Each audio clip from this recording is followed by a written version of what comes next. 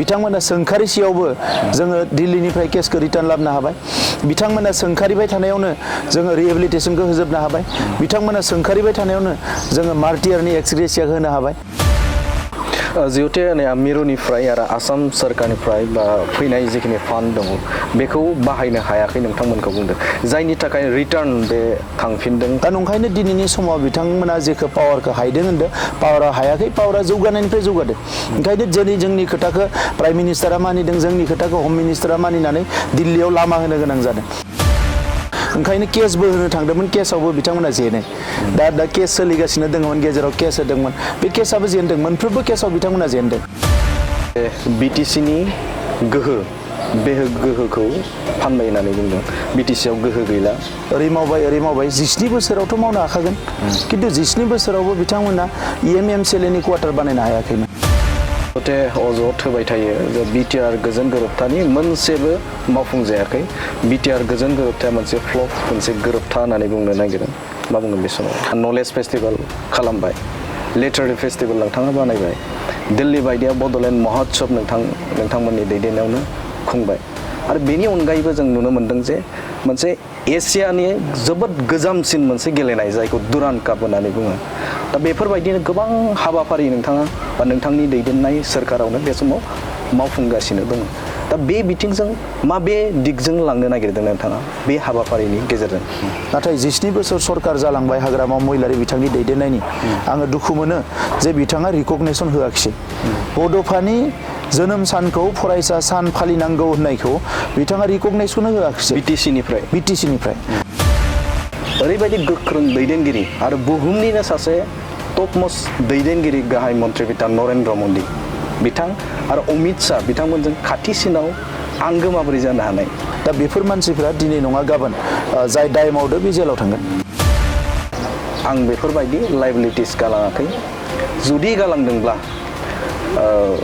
आंनि एगेन्स्टआव माने एक्सन लायाखै होननानै बुङो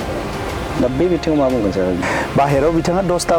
बाथ्रा बुङो बे जुदा बाथ्रा खिन्थु गावहा जेलाव थांनांगोन होननानै गिनानैनो बिथाङा दिनै सिङाव मिलायनानै थायो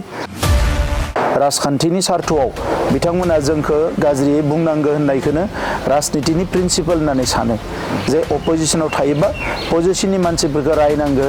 नंखाय बाथ्राफोरखौ बुंनानैबाबो दाय होनांगौ बेखौनो बिथांमोना हयथ' राजनितिनि नीति होननानै सानदों दानि मोजां दिनखौ बिथांमोना बुजिनो हायाखै खारन बिथांमोना मोजां गाज्रि बिजिरनो हानायनि केपासिटियानो गैया एबा बिजिरनो नागिरा 2020आव इलेक्शननि सिगाङाव आंनि कनभयआवबो एटाक जादोंमोन जोबोद गाज्रि एटाक जादोंमोन 2020नि सिगाङाव सोरबा अपेनलि खोथा बुंदोंबा सोरखौबा क्रिटिसाइज खालामदोंबा बे मानसिफोरखौबो मालाबा पानिशमेन्ट होनाय जादों एबा सोरबा जिउबो जोबदों दा बेनि थाखायनो गिलायलायदोंमोन नाथाय जिहेतु दा बुथारलायनाय गावथारलायनाय सिगिलायनाय आरो सासेया सासेनि सायाव गिनांनाय थासारि गैया खुलुमबाय बड'लेण्ड बुब्लि नायगिरि साफ्रोमखौबो नैबे समाव बरायनो लाबाय गोबां दैदेनगिरिफोरखौ जोङो बे समाव बड'लेण्ड बुब्लिनि गेजेरजों लेंहरनानै बिथांमोनखौ राजखान्थियारि बिथिंनिफ्राय लानानै समाजारि बायदि बिथिङाव मोगा-मोगि आयदा जों लाबोबाय थादों दिनैबो जों मोनसे मोगा-मोगि आयदा लाबोदों आरो बेवहाय मोगा-मोगि आयदायाव जों मोननो हादों मोनसे समनि दुलाराय बर' फरायसा आफादनि बारग' आफादगिरि BTR गोजोन गोरोबथानि सासे सागानगिरि आरो आथिखालाव BTRनि गाहाय मावफुं सोद्रोमा महरै बिथाङा खामानि मावबाय थादों बिथाङा बड'लेण्ड बुब्लिनि जे खावलायनाय बायदि गावनि बेसेन गोसा समखौ जोंनो होदों बिथांनिफ्राय गोबां जों बाथ्राफोरखौ मिथिनो थाखाय नाजागोन राजखान्थियारि बिथिंनिफ्राय लानानै समाजारि बिथिं BTRनि आथिखालनि जे सोरखार सालायबाय थानाय बैफोर माखासे बाथ्राफोरखौ बिथां गेदेमानिफ्राय जों मिथिनो थाखाय नाजागोन गिबियावनो नोंथाङा बड'लेण्ड बुब्लिनि नोंथांनि जे बेसेन गोसा समखौ जोंनो होबाय मोनसे बेस्थता समनि गेजेरावबो बेनि थाखाय नोंथांखौ साबायखर बावग्रोदों आरो लोगोसेनो बड'लेण्ड बुब्लियाव नोंथांखौ बरायबाय थेंक इउ गिबिसिनावनो मिथिनो थाखाय नाजागोन जिहेतु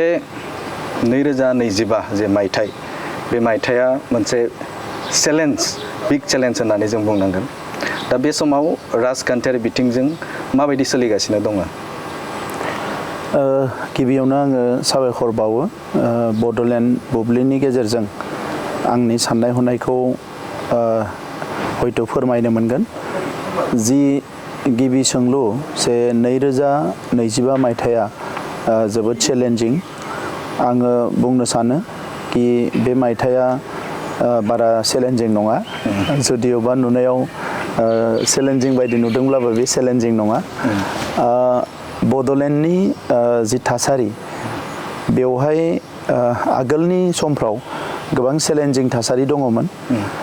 बड'लेण्ड सोमावसारनाया जागायजेननाय समाव 1987 निफ्राय बै समाव जोंनि जि हेंथा हान्जा बिथांमोना जोबोद गोख्रोंमोन आरो बिथांमोना बोलोजों हायो सोलोजों हायो बड'लेण्ड सोमावसारगिरिफोरखौ नाख्रेबदोंमोन आरो गोबां मुंख्लं जादोंमोन मोजाङै सोमावसारनो थासारि होआखैमोन दा बै समा जोबोद चेलेन्जिंमोन सेकेन्ड चेलेन्जिं सिटुएसना जाहैबाय जे जोंनि मोनथाम गोरोबथा खालामनाय बे गोरोबथानि थाखाय जेब्ला सावरायनाय जायो अब्ला सरकारजों गोबां दान्थे बिदान्थे जायो आरो बेफोरबायदि थासारिखौ मोगा मोगि जानो गोनां जायो आङो फोथायो जे BSc गोरोबथा जानायनि सिगाङाव एबा BTC गोरोबथा जानायनि सिगाङावबो बेबायदिनो जाय बिथांमोना सागानगिरि एबा सरकारजों सावरायनायाव बाहागो लादोंमोन बिथांमोना गोबां मोगा मोगि जानो गोनां जादों आरो जोंबो थामथि गोरोबथा जेला खालामनो थाङो 2020 आव बिनि सिगाङाव गोबां दान्थे बिदान्थे एबा जुक्तिजुक्तताफोर जादों दा बैफोर सिटुएसना एसे चेलेन्जिंमोन आरो बिनि अनगायै जोंनि गेजेराव बिदा फंबायलायनि बुथारलायनाय हाथियार दैखांलायनाय सासेया सासेनि सायाव हाथियार बाहायलायनाय आरो गुबुन हारिफोरजोंबो दाङाबाजि जानाय बै थासारिफ्रा चेलेन्जिंमोन नाथाय आथिखालाव बेफोर थासारिया गैला बिदा फंबायनि गेजेराव नेरलायनायाबो गैला सासेया सासेनि एगेन्स्टआव हाथियार बाहायलायनायाबो गैला आरो बेजों लोगोसे राजखान्थि थासारियाबो जोबोद स्टेबल जाबाय आरो गुबुन हारिजों जि बर' अनाबर' जादोंमोन बे बर' अनाबर' जानायखौबो जोङो फोजोबनो हाबाय जोंनि साइडनिफ्राय माखासे प्रएक्टिभ रल लानायाव बिथांमोना दायो गावसोरनि साननायफोरखौ गोबां पार्सेन्ट सोलायबाय दा नंखायनो थासारिया जोबोद मोजां जाबाय दा नोंथाङा बुंदों जानो हागौ जे बिसायख'थिया जिहेतु 2025 मायथाइयाव फैनायखाय एसे चेलेन्जिं होननानै नैबे बिसायख'थिया जोबोद चेलेन्जिं होननानै आं साना मानोना बिसायख'थिखौथ' राजखान्थि हान्जाया बाहागो लाखायो जोंबो लागोन गुबुनाबो लागोन नाथाय जिहेतु दा बुथारलायनाय गावथारलायनाय सिगिलायनाय आरो सासेया सासेनि सायाव गिनांनाय थासारि गैया नर्मेल सिटुएसनाव बयबो पलिटिक्सखौ खालामनो हायो आरो जोंहा जिहेतु मोनसे हलिस्टिक एप्रोच दङ मोनसे गोथार सिन्ताजों हारि सिबिनो थाखाय जों फैदों दा नंखायनो जायखिजाया थासारियावनो जोङो मोगा मोगि जानानै आवगायलांनो हायो आरो 4 बोसोरनि बांसिन रायजोजों थानानै खामानि मावनानै जेफोर बिथिंफ्राव जोङो आखाइ होदों आरो बेवहाय माखासे साक्सेस खालामनो हादों बेजों आंहा फोथायनाय दङ जे नैबे बिसायख'थियाव जोङो फारफ्रोमबो बिथिंनिफ्रायनो साक्सेस जागोन जेब्ला पावाराव नोंथाङा फैदोंमोन दा बै समाव मोनसे जुजिलायनाय बा मोनसे चेलेन्ज मोदाव दङमोन दा बेनि उनाव नोंथाङा सोरखार सालायनायाव जे BTR ओनसोलनि जाखिनि सान्थौगिरिफोर दं बा सुबुंफोर दङ बे सुबुंफोरनि जे साननाय बायदियै नोंथाङा सरखार सालायनाया हादोंना जि मोनसे राजखान्थियारि थासारि जोंनि सरकार दानायनि सिगाङाव 2020 बियो जोबोद मोजां नङामोन 17 बोसोर जाय बिथांमोना सरकार सालायदों बिथांमोना माखासे बिथिंखौ हयथ' नोजोर होनो हायाखैमोन बा होनो नागिराखैमोन जायनि थाखाय बै समाव बर' जादोंमोन आरो बर'फोरनि गेजेरावनो फिन खेबसेबाव माखासे कल्ड ब्लाडेड मार्डार 2008, 9, 10 बै समफोराव जादोंमोन दा बेफोरजों फैनानै 2020 आव जेब्ला एकर्ड जायो एकर्डनि उनाव UPPL हान्जायाव जों फैदोंमोन जिहेतु जोंनि गोसो गोरोबनाय मानसिफ्रा UPPL हान्जायाव दङमोन आरो प्रिन्सिपल बा जि नितिजों जोङो समाजखौ सिबिनो सानो बे मानसिफ्रानो UPPL आव दङमोन बे हिसाबै जों UPPL हान्जायाव फैदोंमोन आरो UPPL हान्जाखौ जाय बै समनि रुलिंमोन बिथांमोना जेरैखि जाया नाख्रेबनाय एबा जेरैखि जाया गादबनाय बेबायदि आदबजों बिथांमोना राजखान्थिखौ सालायदोंमोन आरो बै समाव डेम'क्रेटिकेलि जि थासारि सुबुं दाराखान्थिब्लाबो जोबोद हेल्दी नङामोन मानसिफ्रा खोथा बुंनो गिलायोमोन बाथ्रा बुंनो गियोमोन सासेया सासेनि गोसोनि बाथ्राफोरखौ फोरमायनो गियोमोन मानोना बिनि सिगाङाव 2020नि सिगाङाव सोरबा अपेनलि खोथा बुंदोंबा सोरखौबा क्रिटिसाइज खालामदोंबा बे मानसिफोरखौबो मालाबा पानिशमेन्ट होनाय जादों एबा सोरबा जिउबो जोबदों दा बेनि थाखायनो गिलायलायदोंमोन दा बै समाव जों सानदोंमोन जे राजखान्थिनि थासारिखौ सोलायनानै हेल्दी डेम'क्रेटिक एक्सारसाइजआ जायोब्लासो समाजनि गासैबो थाखोनि सुबुङा खर' दैखांनानै खोथा बुंनो हागोन सानसुमैफ्राबो गावसोरनि साननाय हनायखौ फोरमायनो हागोन माहारि आफादफोर गुबुन गुबुन जोंनि थाखोनि सुबुंफ्रा बयबो मोजाङै मोजां गोसो आरो साहस लानानै समाजनि खामानि मावनो हागोन बे बिथिंखौ जोङो नोजोर बोदोंमोन नाथाय राजखान्थियाव जोंखौ जेरैबायदि वेलकाम खालामदोंमोन बै समनि रुलिं पार्टिया बेयो जोबोद मोनसे गिनांथाव थासारिमोन आरो आं स्वयं गावनो UPPLनि आफादगिरि जानानै राजखान्थि गेलेनायाव 2020आव इलेक्सननि सिगाङाव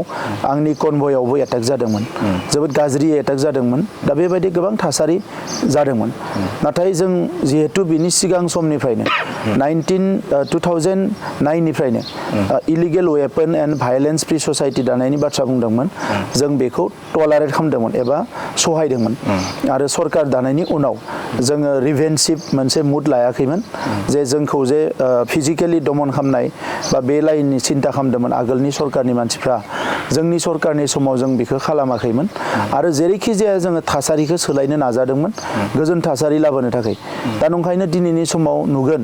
जे बै समाव जायफोर गुबुन हान्जा रुलिंनि बादै गुबुन हान्जा बिथांमोना सिकिउरिटि नङाब्ला माखासे प्रिपेरेसन नङाब्ला न'निफ्राय हारसिङै हर सान ओंखारनो गिदोंमोन नाथाय दिनै जायफ्रा रुलिंआव गैया बिथांमोनाबो बिथांमोननि राजखान्थि लिडारफ्राबो हारसिं बाजार खालामनाय मटर साइकेल लाना बेरायनाय मुक्त एबा अपेन खोथा बुंनाय बेबायदि थासारिखौ मोननो हादों दा ओंखायनो आं सानो जे जोंनि माहारिनि सानसुमैफ्रा साननो गोरोंफ्रा बिथांमोना बर' हारिनि मोजांखौ अरायबो हास्थायो आरो जोंबो बर' हारिनि मोजांखौ हास्थायो राजखान्थियाव थांनाय माने बयबो नेगेटिभ बाथ्रा साननो हाया जों दायो जेबो रोखोमनि नेगेटिभ बाथ्रा साननो हाया दा ओंखायनो आं निस्सय सानो जे बे 4 बोसोराव जिखिनि पजिटिभ एबा दाजाबथायारि खामानिफ्रा जादों गासैबो बिथिङाव बेखौ लानानै आगोलनि राजखान्थि हान्जायाव थानाय मानसिफ्राबो जायफोर माखासे दमन नीतिफोर एबा गादबनाय खान्थिजों सालायदोंमोन बिथांमोननि साननाय हनायाबो निस्सय सोलायबाय आरो जोंनि सानसुमैफ्राबो नुनो मोनदों जे राजखान्थिया अकल सिगिनाय एबा बेबायदिनो गादबनाय एबा सोरबा सोंखारिनायजोंल' नङा कनस्ट्राक्टिभ वेजोंबो राजखान्थि सामलायनो हायो बेखौ निस्सय बयबो सानदों आङो बेखौ बुजिदों दा बे बाथ्राखौनो लानानै जे बुंनो नागिरदों जे हाग्रामा महिलारिया स्पेसियेलि बिथांखौनो जों मख'नांगोन आरो बिथांमोननि जाखिनि दैदेनगिरिफोर दङ बे दैदेनगिरिफोरा बुंनो नागिरो जे सिगांनि समाव मोजां थासारिसोमोन बा गोजोन दङमोन होननानै बुङो आरो बेनि अनगायै आथिखालावसो बे असान्ति जादों होननानै अजद होयो मा बुंगोन बेवहाय आं ओरैनो बेक्तिगत भाबे हाग्रामा महिलारि बिथांखौ आङो टारगेट खालामनानै गोबां समाव बाथ्रा बुङा आरो बेफोरबायदि पार्सनेल बुंनोबो मोजां मोना नाथाय मोजां दिन आरो गाज्रि दिन बिनि सायाव आं बुंनो सानदों जे 2003नि उनाव 2003आव एकर्ड जानायनि उनाव 2008आव माखासे कल्ड ब्लाडेड मार्डार जादों बेनि जेबो गोनांथि गैयामोन 2009आव गोबां कल्ड ब्लाडेड मार्डार जादों बेनि जेबो गोनांथि गैयामोन 2010आवबो जादों बेनि जेबो गोनांथि गैयामोन दा बे कल्ड ब्लाडेड मार्डाराव जोंनि माखासे बिदा फंबायफ्रा जिउ गारनो गोनां जादों दा बेवहाय दिनै बेरेखा हान्जाया जेखौ बुंदों जे बै समा मोजां दिनमोन बबे मोनसेखौ लानानै मोजां दिन सानदों आं मिथिया जे मोजां दिन होननायथ' जेबो गैया नाथाय बिथांमोननि थाखाय गुड डे एबा बेड डे मोजां दिन गाज्रि दिन होननायनि बिथांमोना डिफारेन्सखौनो बरननो हानाय नङा खारन बै समावबो बिथांमोननि जायफोर रुलिंआव दङमोन बिथांमोना गोबां थाखा फैसा खामायनो हादोंमोन खारन खामानि मावनायनि सायाव बिथांमोना जेबो सिन्था खालामाखैमोन आरो एकाउन्टेबिलिटिनि बाथ्राखौबो बिथांमोना मिथियामोन जे दिनै केक रिपर्टफोरखौ नायोबा जि CAG रिपर्ट बेवहाय नायोब्ला बिथांमोननि जिखिनि सरकार सालायनाय बेवहाय गोबां गेना गोरोन्थिफोरा केक रिपर्टआव एकदम स्पष्ट ओंखारदों। फारसेथिं 2008निफ्रायनो बिथांमोना कन्ट्रेक्टरफोरनो 8, 9, 10, 11निफ्रायनो कन्ट्रेक्टरफोरनो थाखा होआखैमोन। दा बै मानसिफ्राबो फार्स्ट जेनेरेशन कन्ट्रेक्टरमोन। दिनै बिथांमोना सोरबा हा फानदों, मोसौ मोसा फाननानै फैसाखौ रिटार्न खालामनांदों बिल मोनैनि थाखाय। बिनिफ्राय बर' अनाबर'बो जादोंमोन। दा बर' अनाबर'आ नाथाय BTC एकर्डनि सिगाङाव जायाखैमोन। बै समाव सन्मिलित जनगोष्ठीय संग्राम बानायनानै एकर्ड जानाङा होनना बुंदोंमोन। नाथाय BTC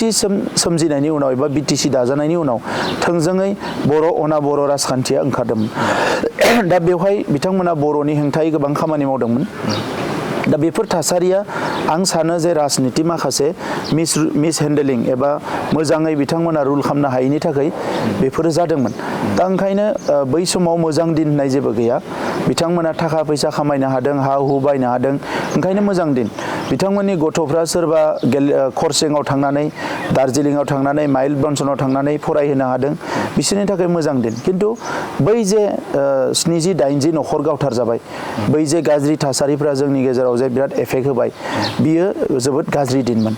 दा बिनिखायनो दानि मोजां दिनखौ बिथांमोना बुजिनो हायाखै, खारन बिथांमोना मोजां गाज्रि बिजिरनो हानायनि केपासिटियानो गैया एबा बिजिरनो नागिरा। गाव जि मावो बेखौनो बिथांमोना थार होननानै सानो, गाव जि सानो बेखौनो बिथांमोना जोबोद प्रेक्टिकल होननानै सानो। खिन्थु एनालाइसिस खालामबा नुगोन जे जिफोर पेरामिटार्सफोर दङ, डेभेलपमेन्ट पेरामिटार्स आरो हिउमेन रिसोर्स डेभेलपमेन्ट इन्डेक्स,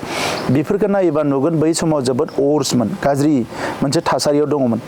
आरो दा नैबे 4 बोसोराव हेल्थ सेक्टरनिफ्राय लानानै, इडुकेसन सेक्टरनिफ्राय लानानै, डेभेलपमेन्ट सेक्टर गोबां खामानि जाबाय। आरो कमन जि पिस, मानसिफोरनि गेजेराव जि सान्थि, जि मोनसे कन्फिडेन्स, बिश्वास, बियो गिदिंनानै फैफिनबाय। दा नंखायनो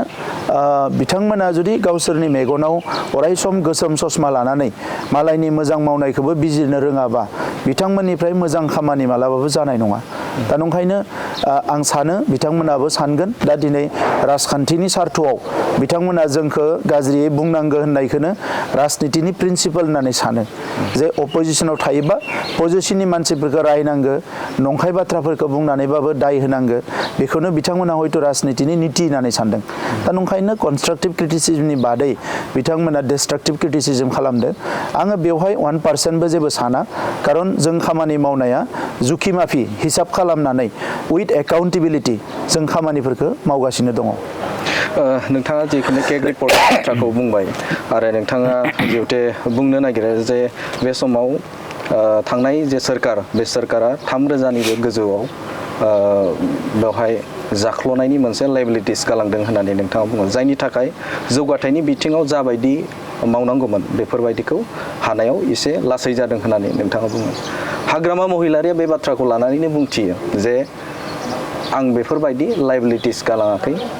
जुदि गालांदोंब्ला आंनि एगेन्स्टआव माने एक्सन लायाखै होननानै बुङो। दा बे बिथिङाव मा बुंगोन सार? जिहेतु बे आयदाखौ लानानै बिथाङा गावखौ एक्सन लाजानो बा थामहिनबा बे समाव जेबो गावखौ क्लिन सिप होननानै बिथाङा बुंनो नागिरो, मा बुंगोन? एक्सना मोननै रोखोमनि जायो। मोनसे एक्सनखौ इसोरा लागोन आरो दिनै पावारनिफ्राय बिथांखौ आउट खालामनायानो मोनसे एक्सन। दा आरो मोनसे एक्सना लिगेल एक्सन जायो। दा बे लिगेल एक्सना पलिटिकेलि मालाबा फास्ट जायो, मालाबा स्ल' जायो। दा दिनै बिथाङा सायाव जियानो बुङा मानो सिङाव सरकारजों आखाइ मिलायनानै दोङो, जाहाथे जेलाव थांनाङा जाथों होननानै। बाहेराव बिथाङा 10ता बाथ्रा बुङो, बे जुदा बाथ्रा। खिन्थु गावहा जेलाव थांनांगोन होननानै गिनानैनो बिथाङा दिनै सिङाव मिलायनानै थायो आरो बेफोर बाथ्राफोरखौ रायजो राजाफ्रा जोबोद मोजाङैनो मिथिगौ। दा जि एराउन्ड 3,000 करोड़नि जि लायबिलिटिस, बिनि अडिटआ क्लियार। प्राय 1,500 करोड़, 1,500 करोड़ बिथाङा अर्डार होलांदोंमोन, जि अर्डारफोराव लानानै किसुमान खामानिबो मावदों। नाथाय बे 1,500 करोड़नि हेड, फाइनेन्सियेल हेड, बबे सर्सनिफ्राय फैसाया फैगोन आरो कन्ट्रेक्टरनो बिल होगोन, बेयो जेबो मेनसन खालामनाय गैया। बिनि लेखाया आंनाव दंजोबो, क्लियार। जोङो निटकनजों अडिट खालामदों। 500 कौटि ओरैबायदि दङ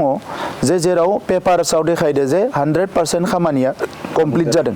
नाथाय रावबो माने बिलखौ साबमिट खालामदों, बिल लानो रावबो फैयाखै। दा जुदि खामानिया कमप्लिट जादोंबा मानो बिल लानो फैयाखै? 200 कोटी ओरैबायदि दोङो जे 1000 करोड़नि वान टाइम पेकेज मोनदोंमोन बिथांमोना दा बेवहाय 1000 नि जायगायाव बिथांमोना 1200 आरो 200 करोड़ माने आननेसेसारि अर्डार होदों दा बेखौबो बिथांमोना होनो हानाय जेबो लामा गैया दा बेखौ जोङो नायजोबनानै आरो फारसेथिं सिडि एकाउन्ट दङमोन बिथांनि मोनसे सिडि फान्ड चिफ डिसक्रिशनारि फान्ड होननाय बेवहायबो माने प्राय 300 कोटिनि माने लाइबिलिटिस दङ जेराव खुन्दुं कम्बल बायदिसिना साप्लाइ आरो आननेसेसारि फिसा खामानि होदो बिथाङा कुनु हेड अफ एकाउन्ट गैया कुनु फैसा गैया बेबायदि मोनसे थासारि बे सिडि एकाउन्टआव दा चिफ डिसक्रिशनारि एकाउन्टखौ माबा मोनसे स्पेशल इनिशिएटिभनि थाखाय लानांगौमोन दा दिनै आङो बानायदों जे चिफ स्पेशल इनिशिएटिभ होननानै जेराव जोङो लाइभलिहुड मिशन बानायदों बिनि गेजेरजों जोङो इडुकेसनाव सापर्ट होदों जायफोरा माने बिभिन्न जोङो आन्डारग्राउन्डनि मानसिफोर एक्स जोंनि मेम्बारफोर बिथांमोननो फिन रोदोमखाङाव सापर्ट होदों गोबां खामानि मावदों जोङो खिन्थु बिथांनि जि चिफ डिसक्रिशनारि फान्डमोन बिथाङा एकदम पार्सनेलाइज खालामनानै खामानिखौ मावदों दा नंखायनो 3000 करोड़नि लाइबिलिटिनि लेखाया जोंनियाव स्पष्ट दङ बेखौ रावबो थगायनो हाया दा बिथांमोना दिनै आननेसेसारि दाय जाबसिनदों होननानै साननानै बा एबा नंखाय होननानै रायजो राजानि सिगाङाव थगायनो सानोबा बेखौ मालाबाबो थगायनो हानाय नङा गाबोन समफोर जुदि सोरबा फैयोबा सरकाराव बेबो नुगोन बयबो नुगोन बियो क्लियार दा खोथाया जाबाय मा जों एसेम्ब्लियाव डिसिसन लानानै बेखौ सिबिआइनो होनो थाखाय अलरेडि लिरहरदों आरो सिबिआइआ दिनै नङा गाबोन बेखौ बिजिरगोन दा बिनि थाखाय बिथाङा बेखौनो बिराद गिदिर मोजां खामानि मावनाय होनना सानोबाथ' जानाय नङा खारन बियो लेखाया क्लियार दं दिनै गोबां दालां बाक्सा जिल्लायाव गुबुन गुबुन जायगायाव दालांफ्रा हाबदान जानानै दङ बिनि बिलखौ मोनाखिसै बबेयावबा भिसिडिसि अफिसफ्रा हाबदान जाना दङ बिनि बिलखौ मोनाखै बेबायदि गोबां स्किम्स दङ थाउजेन्डस अफ मोर देन 3500 इउथ्स आरो बिसोरो फार्स्ट जेनेरेशन जे बिसोरनि बिफाफ्रा कन्ट्रेक्टरमोन आम्बानीनि फिसाला रतन टाटानि फिसाला सोरनिबा फिसालाया जे कन्ट्रेक्ट मावदो बिदि नङा बिटिसि जाखांनायनि उनाव बिटिसि जाखांनाय सोरबा बर' सेंग्रायानो सोरबा बिसोरनि पार्टिनि राजबंशी सेंग्रायानो सोरबाया माने एसे गावखौनो इस्टाब्लिश खालामनो थाखाय एबा रांखान्थि बिथिङाव जौगानो थाखाय कन्ट्रेक्ट मावदोंमोन आरो बिथांमोननि सिएमफ्रानो होदोंमोन कन्ट्रेक्टखौ जे नों मावनानै ला हयथ' बिल मोनगोन मागोन दा बिसोर सानबाय जे जिहेतु बेकार खामानिखौ मावनोसै फैसा दाहार 20 लाख 30 लाख 50 लाख लानानै खामानिखौ मावबाय खिन्थु बिथांमोनहा जेबो बिलखौनो होलाङाखिसै दा बेफोर बाथ्राया पुरा लेखायाव दङ दा बेखौ लानानै दिनै एक्सन जायाखै होननानै जुदि बिथाङा गावखौनो बिराद थार होनना बुंनो नागिरोबा बिनि रिजाल्टखौथ' गाबोन समफोर मोनगोन बेखौ आरो हारि दिनैनो आंखौ एरेस्ट खालामनांगौ एरेस्ट खालामाखै होननानैथ' दाया नोङो खारनाय नङाना दायाथ' दायानो टुडे अर टुमर' फार्स्ट एक्सनखौ इसोरा लाबायानो अलरेडि बिथांखौ आउट खालामबाय सेकेन्ड एक्सना लिगेल एक्सना माला फैगोन टाइम उइल टेल समा खोन्थागोन चान्स दं नामा फैनायनि बिथांखौ निश्चय फैगोन रावबो खारग'नाय नङा भारताव केन्द्रीय सरकारनि जिफोर मन्त्रिमोन सेन्ट्रेल मिनिस्टारफ्राबो जेलाव थांदों भारताव चिफ मिनिस्टाराबो जेलाव थांदों गोबां स्केमाव लालु प्रसाद जादबा जेल जादों गोबाङा जेल जादों गोबां मिनिस्टारफ्रा जादों गतिके बिबो जागोन दिनै नङा गाबोन जि गोरोन्थि मावदों बेथ' जाखागोन डिमा हासावनि आगोलनि चिफ माने महित हजाय दाबो जेलावनो दङ दा गतिके बेबायदि गोबां मानसिफ्रा जेलाव दङ दा बेफोर मानसिफ्रा दिनै नङा गाबोन जाय दाय मावदों बे जेलाव थांगोन माहारि दानायनि सायाव एसे नोंथांनिफ्राय मोनथिनो नाजागोन जिहेतु नोंथांखौ हादरनि सासे दैदेनगिरि होनब्लाबो बांद्राय बुंनाय जाया जों जुदि बर' हारिनि जाखिनि दैदेनगिरि राजखान्थियारि दैदेनगिरिफोरखौ जों जुदि बिजिरना जुदि नायोब्ला जोङो सिगांनिफ्राय रुपनाथ ब्रह्मनिफ्राय लानानै आथिखाल नोंथांनिसिम जों जुदि नायोब्ला मिरुनि दैदेनगिरिफोरजों जाय हादरनि गाहाय मन्त्रि नख'र मन्त्रि बिथांमोनजों खाथिसिनाव सोमोन्दो लानानै बा सोमोन्दो थानानै बिथांमोननि आंगो जानायखौ जों खम नुनो मोनो नाथायबा नोंथाङा खम समनि गेजेरावनो हादरनि सासे ओरैबायदि गोख्रों दैदेनगिरि आरो बुहुमनिनो सासे टप मोस्ट दैदेनगिरि गाहाय मन्त्रि बिथां नरेन्द्र मदि बिथां आरो अमित शाह बिथांमोनजों खाथिसिनाव आंगो माबोरै जानो हानाय मोनथिनो नाजागोन जोङो एसे सम गावनि थाखाय एसे सानो बांसिन माने सम गावनि थाखाय बांसिन सानो आरो आंनि बेकग्राउन्डआ जाबाय माहारिनि सोमावसारनायनिफ्राय फैदों हाई स्कुल समनिफ्रायनो जोङो 87 नि मुभमेन्टखौ मोन्दों फिन 96 नि उनाव एबसु आरो BLT नि मुभमेन्टखौ मोन्दों पेरेलेलि NDFB मुभमेन्टखौबो नुदों आरो बेवहाय कुनु मोनसे मुभमेन्टनि टाइमाव बै समाव जों लिडार नङामोन नाथाय सापर्टार बा वार्कार हिसाबै जों खामानि मावबोदों आरो उननि समाव आं गावबो एबसुनि आफादगिरिनि बिबानखौ आंनो होनायलाय आंबो 2010 निफ्राय थार्ड फेज बड'लेण्ड मुभमेन्टआव सिगाङाव थानानै खामानि मावनो मोनदों आरो बै समाव नुदों जे नेसनाव जि पलिसि मेकिं बडि बेवहाय जेब्लासिम सहैनो हाया नों जेसेबां हांखुर जाया मानो जेसेबां थैया मानो जेसेबां थै होआ मानो नोंनि खोथाफोरखौ नोङो खोनासंनो हानाय नङा खोनासंहोनो हानाय नङा आरो जों बायदि हारियाव सासेसोल' लकसभायाव एमपि थायो मालाबा रायजो सभायाव थायो मालाबा थायामोन आगोलाव दा सासेल' जोंहा एमपि थायो नेशनेल पलिसि मेकिं बडियाव जोंनि एमपिफ्रा पार्लियामेन्टआव बुंनायनि बादै गोबां स्कप मालाबा मोनो मालाबा मोना दा बेफोरबायदियाव भारत बायदि हादोर जेराव दा 150 कोटि प्राय सुबुं अनजिमा जाबाय हाजारनिख्रुइ बांसिन हारि माहारिफोर दङ रावारि मानसिफोर दङ बैबायदि हादोराव जों जुदि जोंफोरबायदि खम सुबुं अनजिमानि हारिफ्रा जुदि जोंनि गांनाय उखैनायखौ सुफुंनांगौब्ला जोंनि पलिटिकेल राइट बा जोंनि ससिय' कालचारेल राइटफोरखौ मोनफुंनांगौब्ला जोङो पलिसि मेकिं बडि एबा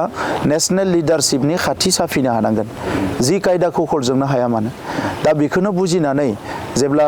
2010आव जोङो सोमावसारजेनदोंमोन बै समाव BPFनि सरकारमोन भारत सरकारजों जेला रायलायनो थाखाय जोङो नारसिनो एबा जोङो नाजायो बै समाव BPFनि MLA बा MP बिथांमोना जोंखौ मदद होआखैमोन आरो स्टेटआवबो कंग्रेस सरकार दङमोन एलायन्स गभर्नमेन्ट दङमोन BPFजों बिथांमोना जोंखौ जेबो खेरायाखैमोन बा गोसो होआखैमोन नाथाय बेराफारसेथिं जोंनि जेंनाखौ जोङो सुस्रांनांगोन NDFBनि जेंनाखौ सुस्रांनांगोन बैफोरखौ बुजिनानै NDFBनि बै समनि माखासे दैदेनगिरिफोर आथिखालाव बिथांमोना बारग' दैदेनगिरि जाबाय आरो एबसुनि माखासे दैदेनगिरिफोर बारग' दैदेनगिरिफोर जोङो दिल्लीयाव जोबोद नाजादोंमोन जे बोरैहाय जोङो दिल्लीखौ खोनासंहोनो हागोन मानोना आसामा जोंनि खोथाफोरखौ आगोलफ्राव गोसो होबोआखैमोन बिनि थाखायनो सेपारेट स्टेटनि मुभमेन्ट जादोंमोन दा बेखौ नोजोर बोनानै दिल्लीयाव जोङो बोरैहाय खाथि साफिनो हागोन दिल्लीनि दैदेनगिरिफोरजों जों बोरैहाय मोजां सोमोन्दो दानो हागोन बेखौ नारा नाथा नाजानाय जादोंमोन आरो बे हिसाबैनो जे 2016आव आसामाव माने NDA गभर्नमेन्ट फैदों 2014आव दिल्लीयाव NDA गभर्नमेन्ट फैदों 2014आव जेब्ला इलेक्सन जायो पार्लियामेन्ट इलेक्सन बेवहाय आसामाव BJPजों एबसुआनो फार्स्ट लोगो लादोंमोन आरो बे हिसाबै BJPनि MP देरहाहोनायाव एबसुआ रल लादोंमोन आरो एबसुआबो क'क्राझाराव गेलेदोंमोन नाथाय जोंनि MPआ देरहायाखैमोन दा बै समाव राजनाथ सिंह बिथाङा BJPनि आफादगिरिमोन नेसनेलनि बिथांमोनजों जोङो खाथि सोमोन्दो दादोंमोन उनाव जेब्ला 2014आव NDA सरकार फैबाय राजनाथ सिंह बिथाङा नख'र मन्त्रि जाबाय जोङो बिथांनि दैदेननायावनो ट्राइपार्टाइट खननै खनथामसो मोननो हादों जेराव BPFआ एसे हेंथा होबाय थादोंमोन बिनि उनाव फिन सेकेन्ड टार्मनि थाखाय गभर्नमेन्टआ फैबाय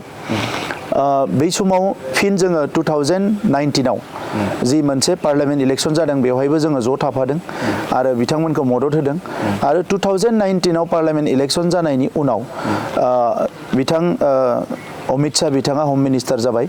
आरो बिथांजों जोङो माखासे खामानि मावनायनि गेजेरजों क्लोज जानो हादों आरो बिथाङा जोबोद मोजाङै बुजिदों जे बर' होननाय मोनसे हारि दङ बे हारिया जेंना दङ आरो बर' हारिया जोबोद पजिटिभ मोनसे सिम्पोल हारि दा बेखौ बुजिनायनि उनाव बिथाङा जोंनो एसे स्पेस होदों आरो बे लेखायैनो जोङो बिथांजों खासि सोमोन्दो दानो हादों उनाव 2020आव एकर्डआ जाबाय प्राइम मिनिस्टार बिथाङाबो बुजिबाय हम मिनिस्टार बिथाङाबो बुजिबाय आरो 2020नि 7 फेब्रुवारियाव जोङो क'क्राझाराव प्राय 6 लाख 8 लाखसो सुबुं अनजिमानि बिराद गिदिर मोनसे प्रग्राम खुंदों जेराव प्राइम मिनिस्टार बिथाङानो बेवहाय चिफ गेस्टमोन आरो बिथाङा फैना जिखिनि बाथ्राफोरखौ बुंलांदों बेखौ लानानै दिनैसिम जोङो सान्थि बायदिसिना बे खामानिफोरखौ जों मावफुंनो हादों आरो बे लेखायै दिनै बिथांमोनाबो बुजिदों जे बे मानसिफ्रा एसे कमिटमेन्टनि मानसि बिनि उनाव नख'र मन्त्रि बिथांजोंबो जोङो खनले सावरायनानै गोबां खामानिफोरखौ मावनो हादों बेवहायल' नङा गुबुन गुबुन रायजोनि फिसा फिसौ मालाबा खामानि ओंखारबा बे खामानिफ्रावबो आं मालाबा लोगो लाफायो दा बे हिसाबै बिथांमोनजों जोङो खाथि सोमोन्दो दानो हादों आरो 2020 आव जेला जोंनि गभर्नमेन्टआ फैबाय बिजेपि आरो UPPL बेजों जोङो सोमोन्दो दानो हादों 2021 आव आसाम इलेक्सनावबो जों जयै गेलेदों दा बेबायदि राजखान्थि भाबेबो आरो एकर्डखौ लानानैबो गोबां रोखोमै गोबां खामानिनि गेजेरजों जोङो बिथांमोनजों क्ल'ज जानो हादों आरो आं सानो जे बिथांमोनजों क्ल'ज जानो हानायखायनो दिनै जोङो गोबां खामानि आदाय खालामनो हादों आरो बिनि गेजेराव बयनिख्रुइ देरसिन खामानि एकर्डनि बाथ्रायाथ' देरसिनानोखा बिनि देरसिन खामानि मोननै बुंनो सानदों आङो मोनसेया जाबाय गासै 9 केस मोन 9 केसाव 54 NDFBनि बारग' सोद्रोमा बिथांमोना NIAनि जेलाव दङ दा बिथांजों खनले रायलायनायनि उनाव दिनै अमित शाह बिथाङा बे NDFB बारग' NDFBनि जि केस NIAनि केस बेखौ आसामाव रिटार्न हरबाय बेयो जोंनि थाखाय मोनसे गिदिरथार खामानि जादों नैथि गिदिरथार खामानि बड'फा उपेन्द्रनाथ ब्रह्म जायखौ जोङो बर' माहारिनि बिफा आंगोनिबो आंगो होननानै सानो दिनैनि समाव बर' माहारि दानायनि बर'नि राव थुनलाइ सोलोंथाइ थामोनथा सिनायथि सोरगिदिं जौगानाय रैखाथि गासैबो बाथ्राखौ लायोब्ला जोङो बड'फाखौनो जोङो बयनिख्रुइ हायेस्ट जोंनि हारिनि भिजनारि दैदेनगिरि होननानै सानो आरो बे बड'फाखौ थांनाय समाव बिथाङा 1990 मायथाइयाव थैदों 2003 आव जोंहा BTC एकर्ड जादों 2003 नि उनाव बड'फानि जोनोम सानखौ फरायसा सान हिसाबै 31 मार्चखौ फालिनांगौ होननानै BTC आव जों बिबाय थादोंमोन नाथाय 17 बोसोर सरकार जालांबाय हाग्रामा महिलारि बिथांनि दैदेननायनि आङो दुखु मोनो जे बिथाङा रिकगनेसन होआखिसै बड'फानि जोनोम सानखौ फरायसा सान फालिनांगौ होननायखौ बिथाङा रिकगनेसन होआखिसै BTC निफ्राय आरो बिथांनि थैनाय सान जोनोम सानावबो थांनायखौ माला थांदोंमोन खनसे खननै थांदों खोमा आंहा दाबो बेबायदि क्लियार आंहा गोसोआव गैया आं नुनायाव थुलुंगाफुरियाव साफा सानै दैदेनगिरिफ्रा थाङोमोन नाथाय बिथां थांनायखौ आं बारा नुबोआखै बिथाङा आसाम गभर्नमेन्टखौ खनसेबो बुङाखिसै जे बेखौ फरायसा सान हिसाबै फालिनांगौ नाथाय दुलाराय बर' फरायसा आफादा फालिबोबाय थादोंमोन जोंनि सरकार फैनायनि उनाव लोगो जोङो बड'लेण्डआव बड'फानि जोनोम सानखौ फरायसा सान फोसावबाय बिनि उनाव आसामनि chief minister doctor Himanta Biswa Sharma बिथांखौ थुलुंगापुरियाव लिंलांनानै जेला केबिनेट जायो बेवहाय बिथाङा थांबाय आरो बेवहायनो बिथाङा फोसावबाय जे आसाम नाङैनो बड'फानि जोनोम साना दा फरायसा सान आरो आसाम नाङैनो बेखौ फालियो बेजों लोगोसे देग्लाय बोसोराव बिथाङा आरोबाव फिन बेवहाय जेब्ला एसेम्बलि जायो आरोबाव फोसावबाय जे बिथांनि थैनाय सानखौबो थुलुंगापुरियाव अफिसियेलि आसाम सरकारा खुंलांबाय थासिगोन बेखौबो बिथाङा स्टेट रिकगनेसन मोनसे स्टेट रेसपेक्ट मोनसे होनाय जाबाय दा बेजों लोगोसे देरसिन बाथ्राया बे जाय बड'फाखौ मोनसे फिसेल मोनसे उन्दै मोनसे स्मलार ग्रुप मोनसे ट्राइबेल माहारिनि लिडार होननानै सानदोंमोन बे बड'फाखौ दिनै अमित शाह बिथाङा दुलाराय बर' फरायसा आफादनि आफादगिरि नेहाथारि बिथांमोना मोनसे लाइजाम हरदोंमोन आरो बे लाइजामखौ लानानै आं अमित शाह बिथांजों सावरायदोंमोन आरो बिथाङा दिनै अलरेडि डिसिसन लानानै क'क्राझाराव फैनानै एबसुनि जथुम्मायाव फैनानै फोसावलांबाय जे बड'फानि मुङाव नेशनेल केपिटेलाव दिल्लीयाव मोनसे लामा होनाय जागोन दा बियो कैलाश कल'नियाव मेन र'डानो बेबो बे कैलाश कल'नियाव दायो बड'फा उपेन्द्रनाथ ब्रह्म मार्ग फैगौ 1 तारिखआव अपेनिं जानो थांगासिनो दङ आरो बे लामायावनो मोनसे गल चक्कर दङ बे गल चक्करखौ स्पेर' स्कुयार होनना बुङोमोन बे स्पेर' स्कुयारखौ दायो दाननानै बियो बड'फा उपेन्द्रनाथ ब्रह्म स्कुयार जानो थांगासिनो दङ दा बियो बेसेबा गिदिर रिकगनेसन मालायनिया मा सानो आं मिथिया खिन्थु आंनि थाखाय बर' माहारिखौ थैथां मोजां मोनो हिसाबै बर' माहारिखौ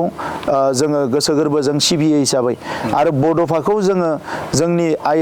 जों आइडलग हिसाबै बा जोंनि दैदेनगिरि हिसाबै बा जोंनि मार्गदर्शक हिसाबै लायो हिसाबै बियो जोंनि थाखाय मोनसे हायेस्ट माने मोनसे सनमान दा नंखायनो आङो अमित शाह बिथांखौ रोजा साबायखर बावो आरो बिथांजों क्ल'ज जानो हानाया बेयो जोंनि थाखाय बियो जोबोद गिदिर मोनसे एचिभमेन्ट लाबोनानै होफैबाय जाय बाथ्राफोरखौ थांनाय समनि दैदेनगिरिफ्रा सानदोंमोन ना सानाखैमोन आं मिथिया खिन्थु दिनै जोङो साननायजों लोगोसे मावनोबो हाबाय नोंथांनिफ्राय मोनथिनो थाखाय नाजागोन जे नोंथाङा मोनसे इउनिक लेभेलाव माखासे हाबाफारि जाय हाबाफारिया जों जुदि नोजोर होयोबा आसामावनो बेफोर हाबाफारिया जानो थाङाखै बा जायाखै एग्जाम्पल हिसाबै जों बुंनो हायो नोंथाङा नलेज फेस्टिभेल खालामबाय लिटारेरि फेस्टिभेल नोंथाङा बानायबाय दिल्ली बायदियाव बड'लेण्ड महोत्सब नोंथांमोननि दैदेननायावनो खुंबाय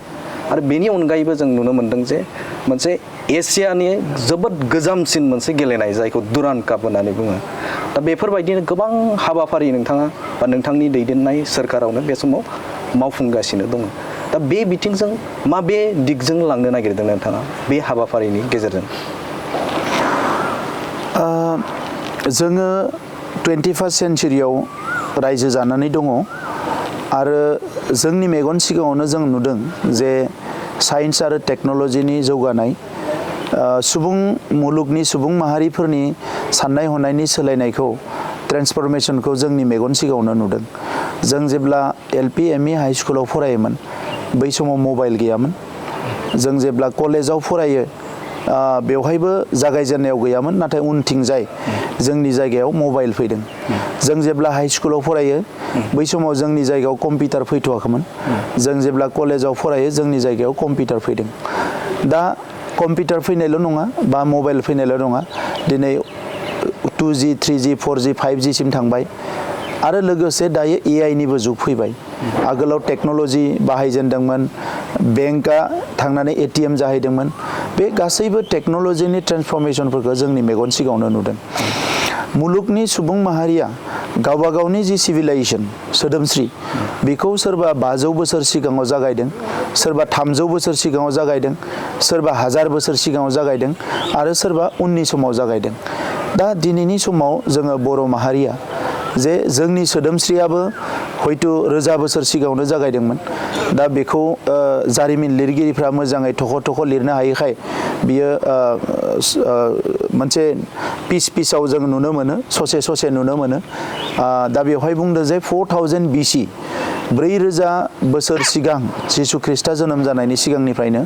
बे हालामाव बर'फ्रा रायजो जादोंमोन दा 4000 BC निफ्राय रायजो जानाय माहारि एसेबां गोजाम माहारि दा बे माहारिनि थासारिखौ नायोब्ला दिनै जोङो जोंनि मानसिनि बादै गोबां जिनिसखौ जोङो बेवहाय मोननो थाङा दा बिनि गोबां जाहोन थानो हानाय बै समाव हयथ' माखासे वार जादोंमोन दावहा जादोंमन जोंनि रायजोआ एबा जोंनि हादोरा मोनसेनिफ्राय मोनसे जायगायाव राज उलाफादफ्रा थांदोंमोन गोबां जाहोनाव जोङो माखासे जिनिसफोरखौ मोननो थाङा दा फैनानै जे उदांस्रि जानायनि सिगाङाव भारतआ जों मिथिगौ जोंहा राजा इरागदाव जोबथा राजा बिनि उनाव डक्ट्रिन अफ लेप्सनि गेजेरजों जोंनि रायजोआ ब्रिटिशनि आखायाव थांदों बिनि उनावबो सोमदोन जोहोलाव गोबांनि जोङो दावहाफोरखौ खोनायो नुयो जोङो जारिमिनाव नाथाय भारत उदांस्रिनि उन आरो सिगां जे बर'फोरनि जि जांख्रिखांनाय एबा बर'फोरनि जि सिरि मोनखांनाय बियो जागायदोंमोन आरो गुरुदेब कालिचरन ब्रह्म बिथाङा साइमन कमिसननो मेम'रेन्डाम गथायनायनिफ्राय लानानै जोंहा बिबार मुगा अलंबार मुगानिफ्राय फैनानै 1952आव बर' थुनलाइ आफाद जोनोम जानाय 1967आव PTC आरो एबसु मोनसे बोसोरावनो जोनोम जानाय बे गासैबो जारिमिनखौ नायनानै बिनिफ्राय PTCआ उदियासल बिनाय एबसुआ बै समनिफ्रायनो सोलोंथाइ बायदिसिनानि सोमावसारनाय बर' थुनलाइ आफादा रमान स्क्रिप्टनि दाबिनाय आरो भारतआ उदांस्रि जानायनि उनाव भारतनि मोनसे आबुं संबिजित लिरनानै बरननाय आरो बे संबिजिताव गुबुन हारि माहारिफोरनि थाखाय राव थुनलाइ हारिमु गुबुन बिथिंफ्रा जौगानायनि थाखाय एबा रक्षणाबेक्षणा प्रटेक्शन होनायनि थाखाय प्रिजार्भेशन खालामनायनि थाखाय प्रभिजन थानाय बिनि उनावबो बर' हारिया जे 1987 मायथाइनिफ्राय सोमावसारनानै 1135 मानसि थैनांबाय माखासे जोंनि जोहोलावफ्रा NDB मुं लानानै एबा BSF मुं लादोंमोन बिथांमोना हाथियार दैनांबाय BLTनि सोमावसारनाया जानांबाय बै समाव जिनाहारि जानांबाय बुथार जानांबाय न' सावजानांबाय बे खास्रि बिस्रि थासारिफोरखौ जोङो माखासेखौ मेगनजोंनो नुदों आरो माखासेखौ खोनानो मोनदों बै समावनो गोजौ हारिफ्रा जों जादेरै लोंदेरै जोंखौ जायगा होयै जोंनि मानसिफोरखौ फरायनो जायगा होयै हस्टेलफ्राव गाज्रि आखल देखायनाय बे गासैबो लिभिं माखासे जिनिसखौ जोंबो नुदों जोंबो मोनदों जों एलपि स्कुलाव फरायनाय समावनो जोंखौबो दैखराव दै लोंहोआमोन बेफोर थासारिखौ जोंबो मोनबोदों दा बेखौ नुनानै जेब्ला जोङो जोंनि जेनेरेशना जोङो लेखा फरायनायावबो गोसो होनो हायाखिसै मानोना बै समाव सोमावसारनायानो बयनिख्रुइ बांसिन जाबाय माखासे पार्सेन्टेजनि फिउ पार्सेन्टनि माखासे सेंग्राफ्राल' लाइमोनफ्राल' फरायसाफ्राल' गोसो होना फरायनो हाबाय लार्ज सेक्सना मोननै जेनेरेशन सोमावसारनायावनो बावनो गोनां जाबाय दा बिनि उनाव जों जेब्ला बिनिनो थार्ड जेनेरेशन हिसाबै खामानि मावदों दिनै जोङो कम्पेल जादों बाध्य जादों जे मुलुगनि जौगानायजों बर' हारिखौ बोरैहाय थाबनो समानै जों आगान होनो हागोन जोङो बिथांमोना 5000 बोसोर सिगाङाव सिभिलाइजेसनखौ जागायदों साइन्स टेक्न'लजि इडुकेसननि बाथ्राखौ जागायदों जों जुदि 50 बोसोर सिगाङावल' जागायदोंब्ला बा जों जुदि 60 बोसोर सिगाङावल' जागायदोंब्ला जों बिसोरनिख्रुइ गोबां उनाव थानो गोनां जागोन दा बेखौ लानानै जोंनि सानसुमै जोंनि मेलेमजिबि जोंनि दैदेनगिरि सम सम मेल मिटिङाव सेमिनारफ्राव खोथाफोरखौ बुङो नाथाय जों प्रेक्टिकेलि मावनो हायाखै आं उन्दैनिफ्रायनो खोनादों जे जोंनो हिउमेन रिसोर्स नांगौ डाक्टर नांगौ इन्जिनियार नांगौ आइएस अफिसार नांगौ खिन्थु प्रेक्टिकेलि मावनायाव नुवाखै जोङो लेक्सारावनो थायो स' हारियाव गासैबो हारियावनो जोंनियावल' नङा गोबां रोखोमनि मानसि थायो सोरबा अपिनियन बिल्ड खालामो सोरबा थिंक टेंक बियो सानो आरो माखासेया एक्टिभिस्ट बिसोर मावो दा जोंनि समाव जोङो साननोबो गोनां जादों अपिनियनबो बानायनो गोनां जादों आरो मावनोबो गोनां जादों दा नंखायनो दिनै जोङो UPSCनि सुपार 50 बानायदों जेराव IAS IPS जोंनो नांथारगौ डक्टर इन्जिनियार जोंनो नांथारगौ ओंखायनो डक्टर इन्जिनियारनि थाखाय सुपार 50 बानायनो गोनां जादों नलेज फेस्टिभेला जोङो बड'लेण्ड इउनिभारसिटियाव लादोंमोन बिनि गुबै जाहोना जाबाय जे जोंनि जायफोर टप रेंकनि एबा गोजौसिननि जोंहा प्रफेसार्सफोर दङ फेकाल्टिस एकाडेमिशियान्सफोर दङ थिंक टेंकफोर दङ बै मानसिफोरखौ जोङो इउरप आमेरिका एबा जौगानाय हादोरफ्राव थिनहरनानै एक्सप'जार लानो हानाय रांखान्थिनि बिथिङाव जोंहा एसेबां गोख्रों नङा दा नंखायनो नलेज फेस्टिभेलाव फ्राय 35सो कान्ट्रिनि माखासे एक्सेलेन्ट आरो एक्सपार्टफोरखौ जोङो लिंनानै बड'लेण्डआव लाबोदों आरो बिथांमोनजों फ्राय 30सो गुबुन गुबुन साबजेक्टनि सायाव गुबुन गुबुन टीमनि सायाव जोङो सेमिनार खालामदों आरो बेवहाय बिराद गिदिर मोनसे एक्सप'जार जोङो मोननो हादों जाहाथे it is to connect with the world मुलुगजों कानेक्ट खालामनो थाखाय बे नलेज फेस्टिभेलखौ खालामदोंमोन दा नलेज फेस्टिभेलाव जायफोर फैदोंमोन भुटाननि पार' कलेजनि प्रफेसार सोरबा जार्माननि सोरबा आमेरिकानि सोरबा ताइवाननि बै सुबुंफ्रा दा जोंजों कानेक्सनाव दङ बिथांमोना जोंखौ मदद खालामनो थाखाय रेडि जानानै दङ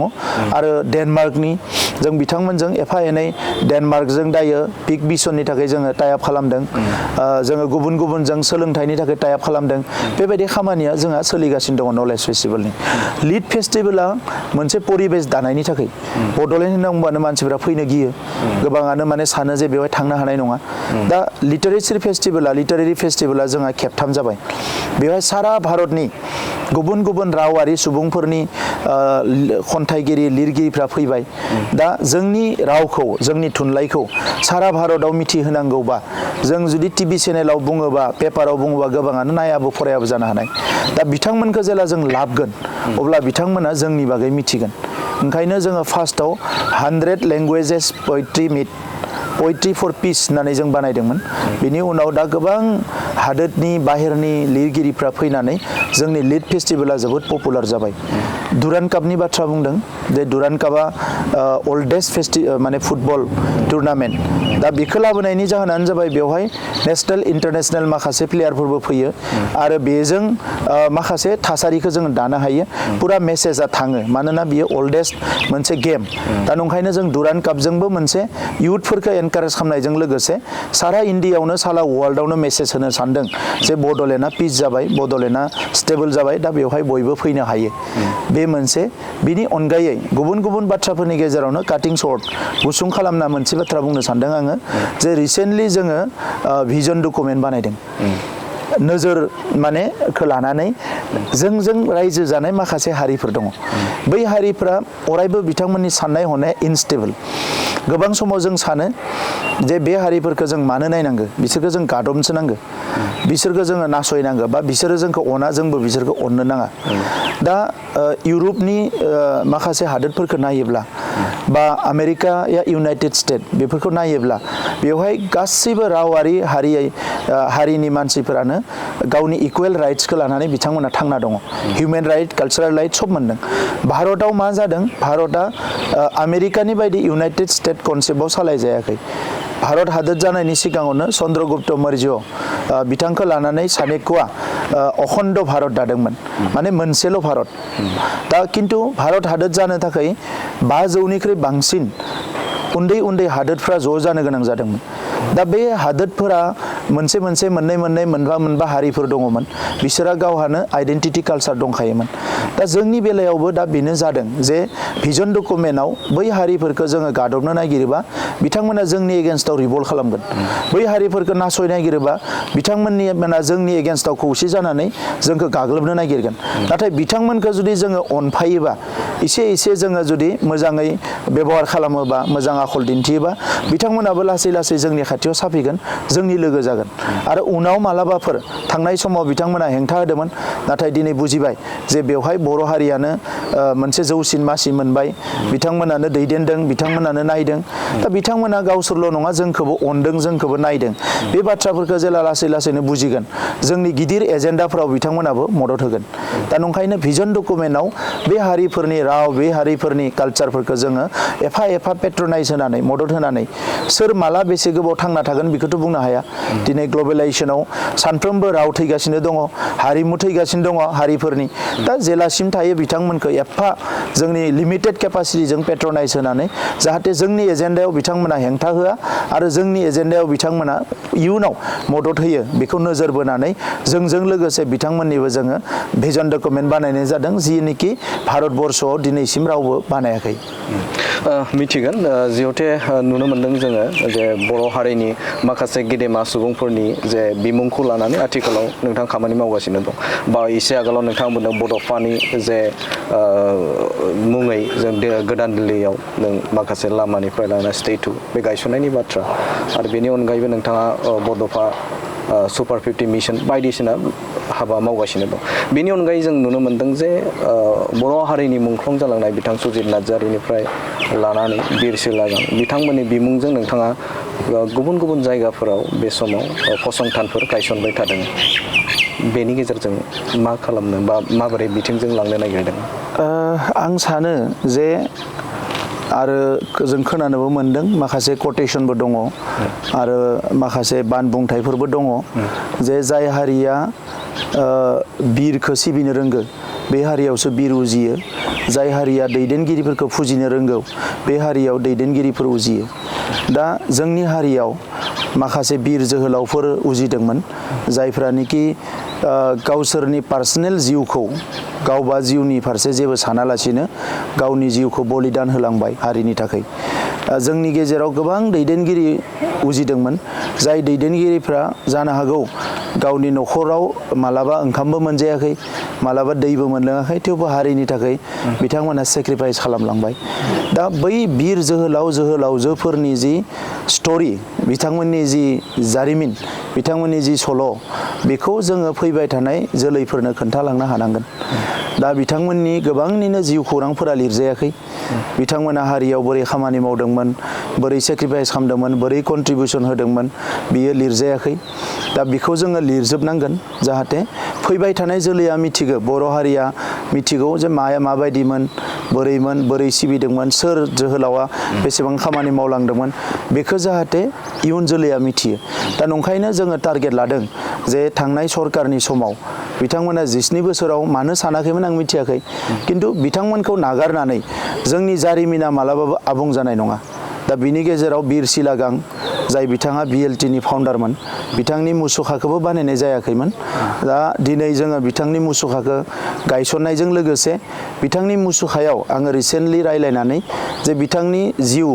थांनाय आरो थैनाय लोगोसे मा मावदोंमोन बेखौ मुसुखानि खाथियावनो लिरनायनि बेबस्था खालामदों आरो बिथांनि जिउ सल'खौ मोजाङै खोन्थानो थाखाय जोङो मोनसे स्टेडियाम बिथांनि मुङावनो बिरसि लागां मेम'रियेल स्टेडियाम मिनि स्टेडियाम 5 कोटि रांनि सारा बड'लेण्डआव जोङो गायसनदों दासिम 12 सेंसन जाबाय बाखिखौबो जों खालामगोन बिरसि लागां बिथांनि थाखाय सेकेन्डआव जोङो जोंनि जि बिनेश्वर ब्रह्म सुबुंथिनि थान्दै जोंनि हारियाव उजिनाय सासे जोबोद गोजौ थाखोनि पण्डितमोन साहित्यिकमोन बिनेश्वर ब्रह्म बिथांखौ मान होनानै जोङो 204 नलेज सेन्टार गायसननाय जाबाय बेवहाय जाहाथे बिथांनि फिल'सफिखौ जों अरायसम फोथांना लाखिनो हायो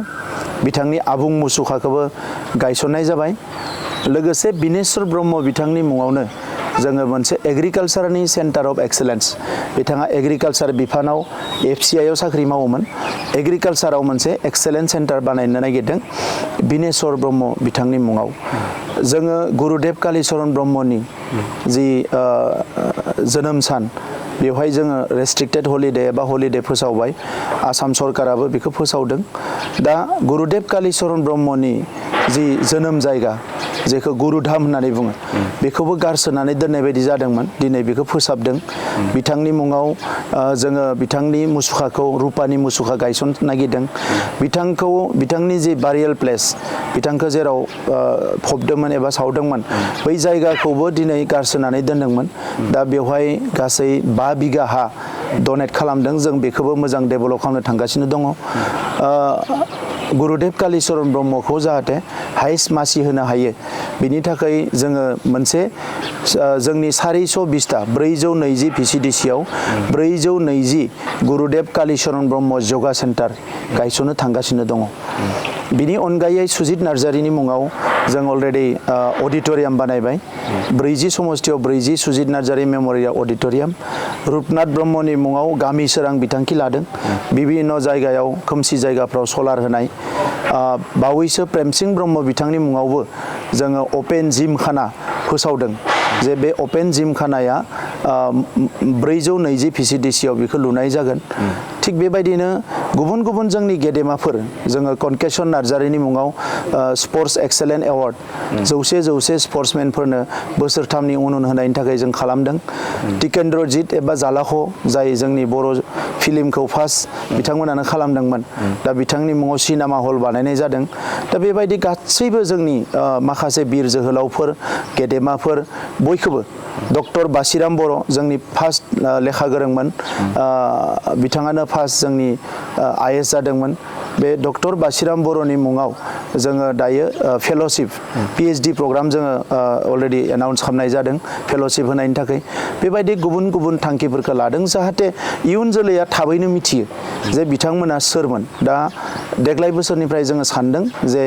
बिथांमोननि मुंखौ जों जाहाथे क्लास एलिमेन्टारि सेक्सनाव आरो सेकेन्डारि सेक्सनाव मोनसे साबजेक्ट स्टाडि हिसाबै जि साबजेक्ट लागोन बेवहाय जोङो थिसननो हायो बिनि थाखायबो जोङो माखासे हाबाफारि आखायाव लादों BTR गोजोन गोरोबथानि बाथ्राखौ मिन्थिनो थाखाय नाजागोन जिहेतु अजद होबाय थायो जे BTR गोजोन गोरोबथानि मोनसेबो मावफुंजायाखै BTR गोजोन गोरोबथाया मोनसे फ्लप मोनसे गोरोबथा होननानै बुंनो नागिरो मा बुंगोन बे समाव बियो हेंथा हान्जानि थाखाय बे गोरोबथाखौ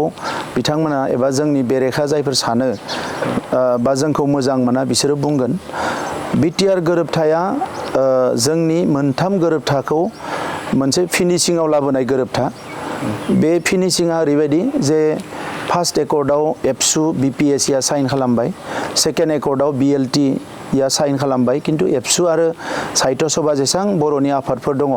बिसोरो लेटार अफ सापर्ट होबाय थार्ड एकर्डआव जोंहा मोनसे थाबोबाय थादोंमोन NDB आ फैबाय आरो एबसुआबो जयै बेखौ सागान होबाय लोगोसे UBPO जायनिखि जोनोम जादोंमोन बड'लेण्डनि बाहेरनि बर' फिसाफोरनि राजखान्थि मोनथायनि थाखाय बे UBPO आ जयै जोङो साइन होबाय आरो बेवहाय मोननै काउन्सिल BTC आ दंखायोमोन बेखौ मोर पावार होनानै आरो लोगोसे बर' कसारि वेलफेयार काउन्सिल मोनसे गोदान काउन्सिल जाबाय दा आसामाव बर' हारिया फार्स्ट मोननै काउन्सिल मोननो हादों दा बे जाबाय BTR एकर्डनि फिथाइ लोगोसे NDB जायनिखि 1986 निफ्राय जों मिथिनायब्ला सोमावसारनायखौ जागायदोंमोन बिथांमोननि सोमावसारनाया नैबे एकर्डनि गेजेरजों मोनसे फिनिशिंआव फैबाय बे एकर्डनि गेजेरजों जे जाय जोंहा संकष्ट सदिया गोदो बै समाव जेला रायजो बिजेनो बै समनि जोंनि सिमाखौ बिथांमोना सानदोंमोन दा बे संकष्ट सदियाखौ जिहेतु प्रेक्टिकेल नंला होननानै भारत सरकार आसाम सरकारा गनायाखै नैबे थामथि गोरोब भुटाननि गेजेरजों गहपुरसिम गामिफोरखौ सोसननानै जोंनि सिमाखौ बारायनायनि थाखाय अलरेडि मोनसे रड मेप बानायनाय जाबाय दा बियो बेसेबा गिदिर मोनसे एचिभमेन्ट जोंनि सिमाङा बड'लेण्ड दा दिनै बेवहाय बे बड'लेण्डखौ जोङो जेरैबायदि रोखोमाव मोननो हादों बे बड'लेण्डनि सिमाखौ अर होनाया फार्स्ट आरो सेकेन्ड एकर्डआव गैयामोन नाथाय थार्ड एकर्डआव फैबाय बिदि होनानै आं फार्स्ट एकर्डखौ सेकेन्ड एकर्डखौ मालाबाबो सोंखारिया मानोना बेबो बर' हारिनि थाखायनो जानाय एकर्ड नैबे जि थामथि एकर्डआव जोङो इनफ्रास्ट्राक्चार बानायनो थाखाय बेवहाय इउनिभार्सिटि नांगौ NIT नांगौ बेफोरखौ बेयाव सोजोबनाय जादों माखासे इन्डास्ट्रिनि बाथ्राफोरखौ बेवहाय सोनाय जादों बर' रावनि बाथ्राखौ बेवहाय सोनाय जादों दा बे गोबां बिथिंफोरखौ नायनानै बे एकर्डखौ खालामनाय जादों दा बे एकर्डनि गोबाङानो माने प्राय मोर देन माने 60-70% एकर्डआ इमप्लिमेन्ट जाबाय नाथाय माखासेया बेवहाय मा दङ एसे सेन्सिटिभ बिसय दा बे सेन्सिटिभ बिसयफोरखौ जोङो सानसेयावनो जानांगौ होननानै सानाखै बे लासै लासै जाथों जे माखासे सेन्सिटिभ बिसयफोरखौ एबा सेन्सिटिभ साबजेक्ट्सफोरखौ जोङो थाबैनो खालामनानै बिनि मोनसे नेगेटिभ रिपारकेसन फैयोबा बियो जोंनि हारिनिबो मालाय हारिनिबो खहा जागोन मानोना जोंखौ मोजां मोनग्रा जोंनि हारिनि सुबुं जेसेबां दङ गाज्रि मोनग्राबो मालाय हारिनि सुबुंफोर दङ जोंनि जौगानायखौ जों जेरैबायदि लुबैयो जोंनि जौगायैखौ लुबैयो मानसिफोरबो आसामाव दङ दा बै मानसिफोरखौ नायनानै जोङो लासै लासै दावगालांनो थाखाय मोनसेनि उनाव मोनसे खामानिखौ मावलांगासिनो दङ नाथाय राजखान्थि खालामनांगौनि थाखाय बिथांमोना जुक्ति गैयैलाय बिथांमोना जोंखौ बेबायदि क्रिटिसाइज खालामदों आरो ओरैनो नायनो थाङोब्ला मोनफ्रोमबो एकर्डआ 1993 आव एकर्ड जादोंमोन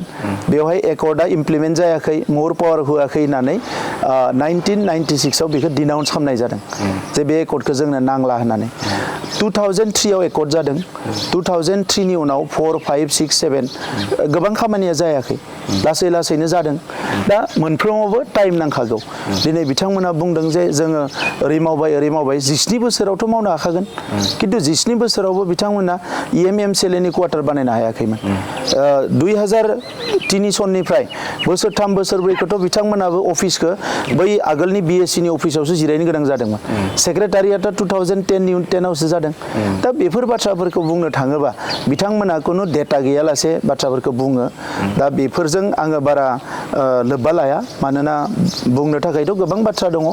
आरो क्रिटिसाइज खालामनो गोसोबा मानसिखौ जायखिजाया क्रिटिसाइज खालामनो हायो माने मोनसे सल' दङ 21 लानजाय गोनां एन्जरनि माने बे 21 लानजाय गोनां एन्जरा जेला लामाथिं ओंखारो मानसिफ्रा बयबो मिनियो जे बेहा लानजाया 21 दङ होननानै बे रागा जोंनानै लानजायखौ मोनसे दानस'बाय अब्ला मिनिबाय जे बिनि लानजाया मोनसे गैला आरो मोनसे दानस'बाय आरो बे मिनिबाय मोनसे गैला दा दानस'यै लास्टआव बेयो दोंसेल' लाखिबाय अब्लाबो बेखौ मिनिबाय दोंसेल' औ बे 21 लानजाया बोरै दोंसेल'सै अब्ला बियो दोंसेखौ दानस'बाय अब्लाबो मिनिबाय जे माथो बेयो दोंसेखौबो दानस'बावबाय होननानै स' दा मानसिफ्रा मिनिनो थाखाय जे क्रिटिसाइज खालामनोल' सानोबा गोबां खालामनो हायो नाथाय कनस्ट्राक्टिभ मा सोरजिनो दिनै जे जोङो गोबां मिशन्सफोरखौ लादों 35 मिशन्स जोङो डिजेबोलनि खामानि मावनो लादों चाइल्ड फ्रेन्डलि BTRनि थाखाय खामानि मावनो लादों आइजोफोर जौगानायनि थाखाय खामानि मावनो लादों जोंनि उइकार सेक्सननि मानसिफोरनि थाखाय खामानि मावनो लादों बेफोरखौ बिथांमोना फरायनानै हयथ' गोबां लाजियो जे जों मानो साननो हायाखैमोन बेफोर बाथ्राखौलाय ओंखायनो अब्ला रागा जोंनानै जोंखौ आरो बांसिन क्रिटिसाइज खालामो आं दिनै नोंथांनि सिगाङाव स्पष्ट बुंगोन जे जों जिखिनि खामानि मावबाय बे खामानिफोरखौ फैगौ 20 बोसोरावबो जायानो राजनिति खालामा मानो अराय सम गोसोखांनांगोन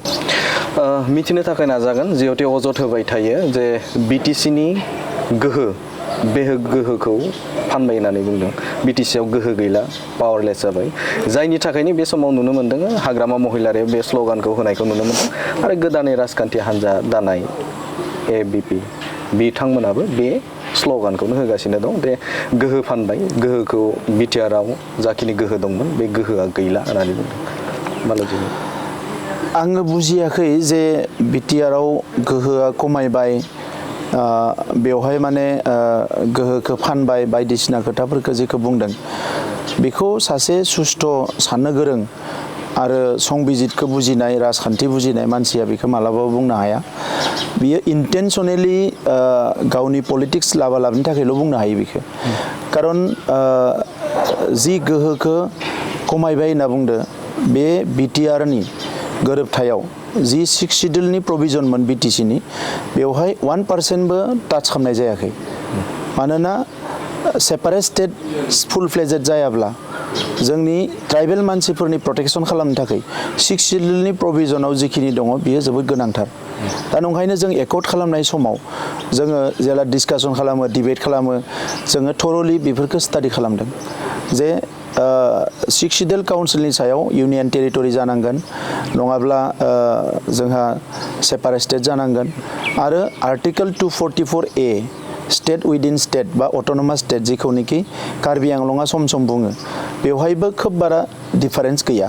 दा नंखायनो जों एकर्ड खालामग्रा हिसाबै गोबां बार 15-20 बार खेबनिख्रुइ बारा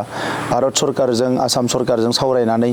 जोंनि एक्सपार्टफोरजों संबिजितनि प्रोभिजनफोरखौ फरायनानै बे एकर्डआ जादों दा बिथांमोना मोनसे बाथ्रा बुंदोंमोन जे डिसिखौ जोंनि मोनसे क्लजनि गेजेरजों जोङो बुंदों जे डिसिफ्रा BTCआव सार्भिस होनांगौ आगोलनि एकर्डनि समाव बिथांमोना सानदोंमोन जे डिसिखौ पावार होनाय लोगो लोगो बा डिसिखौ जोंनि सिङाव लाबोनाय लोगो लोगोनो बेवहाय आसाम गभर्नमेन्टनि पेरेलेल सरकार सोलिगोन अब्ला ओंखायनो डिसिखौ नाङा डिसिनि जायगायाव गुबुन माने अफिसार एपइन्ट होगोन होननानै सानदोंमोन नाथाय डिसिनि जायगायाव गुबुन अफिसार एपइन्ट होनो बिथांमोना हायाखिसै आगोलनि सरकारा बिनि गुबै जाहोनखौ जों नुनायाव ओरैबायदि नुयो जे बिथांमोना जोंहा BTCआव केडार गैयामोन जेरै APSC दङ गुबुन हादोरफ्राबो जेरै अरुणाचल प्रदेश मेघालय बयहाबो केडार दङ आसामा केडार दङ APSC खिन्थु काउन्सिलाथ' केडार गैया दा बे हिसाबै सासे डिसिनि पावारखौ जुदि सोरबा अल्टारनेटिभ अफिसारा लानांगौबा बियो केडार जानांगोन दा ओरैनो सासे मानसिखौ डिसि होननानै फज'ना दोनोब्ला बेखौ रावबो ACS अफिसारा रावबो फार्स्ट ग्रेड अफिसारा बेखौ मानिनाय नङा दा नंखायनो 17 बोसोराव डिसिनि इकुइभेलेन्ट अफिसार एपइन्टमेन्ट होनो हायाखिसै आरो लोगोसे मा जादों 17 बोसोराव डिसि गैयैखाय डिसिनि इकुइभेलेन्ट अफिसार गैयैखाय सोरबा BDOआ सोरबा इन्जिनियारा बोसोरसे गाहाम 6 मास गाहाम गुवाहाटीयाव थानानै बाहेरायाव थानानै अफिस सालायो बिथांमोना रावबो एक्सन लानो हायाखैमोन कुनु रोखोमनि बेबायदि सिस्टेमखौनो बानायनो हायाखैमोन दा नंखायनो जों नायबाय जे मोनसे ओनसोलनि एडमिनिस्ट्रेटिभ सेटआपखौ जुदि फुल फ्लेजेड खालामनांगौब्ला डिसिखौ जों लानानै फैनांगोन दा बेवहाय जोंनि एकर्डआव जों लिरबाय जे फर ल' एन्ड अर्डार पार्पस ल' एन्ड अर्डारनि पार्पसाव डिसिआ आसामनि थाखाय आसामाव एन्सारेबल खिन्थु जों जों सानो वेन नेसेसारि बा वेन वी फिल जोङो डिसिखौ जोंनि बाहायनो हागोन आरो जोंनि सेक्रेटारि हिसाबै लानानै डिसिफोरखौ जों बाहायनो हागोन आगोलनि सरकारनि समावबो क'क्राझारनि सोरबा एडिसिखौ क'क्राझारनि सोरबा अफिसारखौ सेक्रेटारि आन्डार सेक्रेटारि जइन्ट सेक्रेटारि खालामनानै बाहायदोंमोन दा जोङो बिथांमोनखौ बाहायदों बे बाहायनायखौनो बिथांमोना बुंदों जे पावारखौ आसाम सरकारनो हरबाय माबाय बायदिसिना दा बेवहाय डिसिआ मनिटरिं खालामथों अबजारभेसन खालामथों होननानै जों मोनसे नटिस बरनायखौ बिथांमोना पावारा गैला मा गैला होननानै बुंदों जायखौनोखि जों अलरेडि केन्सेल खालामबाय खिन्थु डिसिसफोरा जोंनि सेक्रेटारि जानानै थाबाय दा बे बेलायाव दिनैनि समाव बबे पावारखौ बिथांमोना बुंनो नागिरदों आं मिथियाखै हा हुनि पावार आगोलाव एपिलेट अथरिटियानो गैयामोन हाग्रामा महिलारि बिथाङा गावनि राइटिं पेडआव लिरनानै जोंनियाव सेक्रेटारिया एपिलेट अथरिटि जागोन होनना बुंदों हानि जाय हाइएस्ट अथरिटि हानि मायबा मोनसे प्रब्लेम जाबा सल्भ खालामनाय हाइकर्टआव दिनै सासे सुबुङा केस खालामनानै बियो दिनै कुइसन जादों जे बिखौ इसिआवबो पास खालामाखै जेरावबो पास खालामाखै डाइरेक्ट माने गावनो खालामदोंमोन दिनै बेखौ जोङो एसेम्ब्लियाव पास खालामनानै गभर्नर एसाइनि थाखाय थिनहरबाय जे एपेलेट अथरिटिया काउन्सिलाव माने इसिआ जानांगौ होननानै जों बेखौ बानायनानै लाबाय गुबुन पावारफोरनि बाथ्रायावथ' जेबो टाचानो खालामाखै स' बेवहाय बबेखौ बिथांमोना बुंदों चिफ एक्जिकिउटिभ मेम्बारखौ मालाबा बुंनो नागिरो बिथांमोना चिफ एक्जिकिउटिभ मेम्बार बिथांनि समाव गोबां पावार दंमोन दा गैया दाथ' जोंनि समावथ' हाइएस्ट प्रट'कलखौ जों मोनगासिनो दङ दिनै जोंनि समाव जों हाइएस्ट प्रट'कलखौ मोनगासिनो दं आरो आसामावल' नङा आसामनि बाहेरावबो आं प्रट'कल मोनो दिनै बिथाङाथ' बै समाव आं खोनादों सिरि सिरि थाङोमोन केलकातायाव थाङोबा दिल्लीयाव थाङोबा हारसिंनो थाङोमोन सिरि सिरि थाङोमोन आंथ' दिनै थाङा आं जुदि बेंगलाव माबा मोनसे अफिसियेल प्रग्रामाव थाङोबा पुरा फुल प्रट'कलाव थाङो महाराष्ट्रआव थाङो जेराव थाङो जि प्रग्रामावनो थाङा मानो जोङो फुल प्रट'कलखौ मोनो जेरावबो बेबायदि जोङो मोनसे स्टेटासाव लाबोदों आरो आसाम गभर्नमेन्टआबो केबिनेट रेंक होननानै अलरेडि नटिफाइ खालामदों दा बै समाव एकर्डआव लिरनाय दङ खिन्थु नटिफाइ खालामाखैमोन दा बेबायदि गोबां जिनिसा जादों दा बेखौ बिथांमोना माखासे मा होनो गावनि माबा मोनसे मावनायखौ गिदिर दिन्थिनो थाखाय मालायनिखौ उन्दै दिन्थिनो होननानै बेबायदि खोथाफोरखौ बुङो नाथाय बेयाव प्रेक्टिकेल जेबो गैया लिगेलि कनस्टिटिउसनेलि बिथांमोना जास्टिफाइ खालामनो हानाय बेवहाय जेबो गैया ओंखायनो केसबो होनो थांदोंमोन केसआवबो बिथांमोना जेनो दा केस सोलिगासिनो दङमोन गेजेराव केस होदोंमोन बे केसआबो जेनदों मोनफ्रोमबो केसआव बिथांमोना जेनदों एकर्डखौ लानानै केस होयो उमुकखौ लानानै केस होयो दा बे जाबाय मोनसे ब्लाइन्डार बे मानसिफोरखौ मोनसे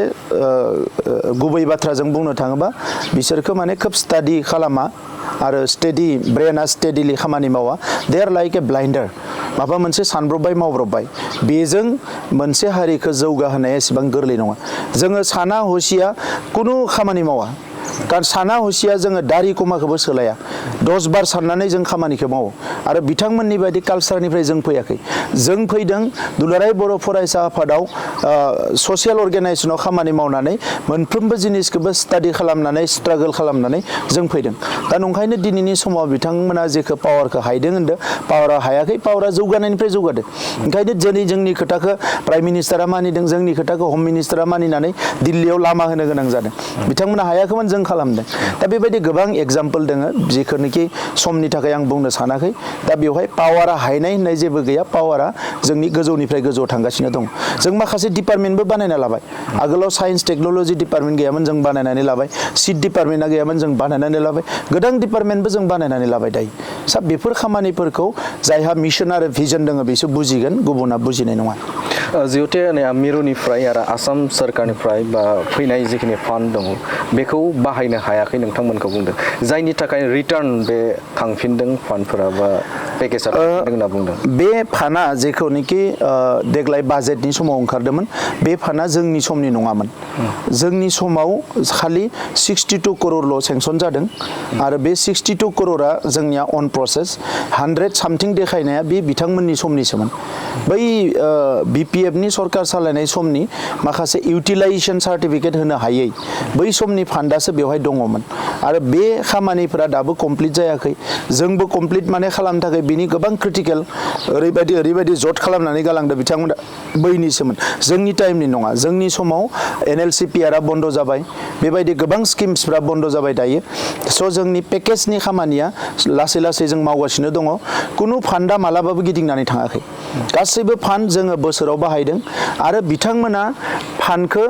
गैयैखौबो बाहायनायखाय बारा देखायनो हादोंमोन जों गैयैखौ बाहायाखै जोंनि दिनाव जों जेबो लाइबिलिटिबो खालामाखै जों लनबो खालामाखै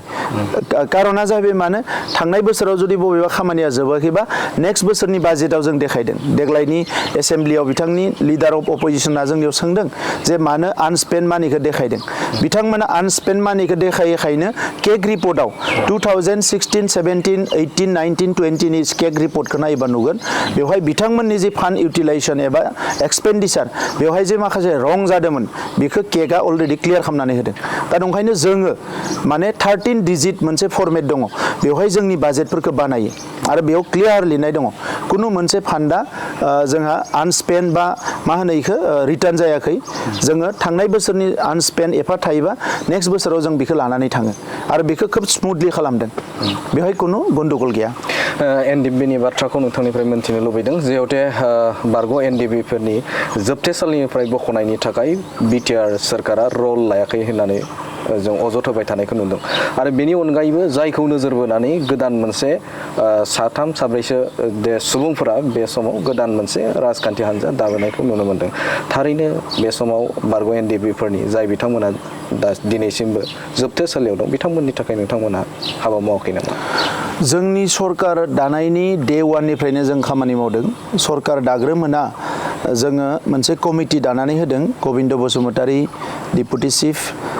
रन्जित बसुमतारी EM आरो एबसुनि आफादगिरि दिपेन बर' साथामखौ लानानै बे मेटारफोरखौ नायनो थाखाय जोङो बिथांमोनखौ दानानै होदोंमोन बिथांमोना टाइम टु टाइम आसामनि चिफ मिनिस्टार आसामनि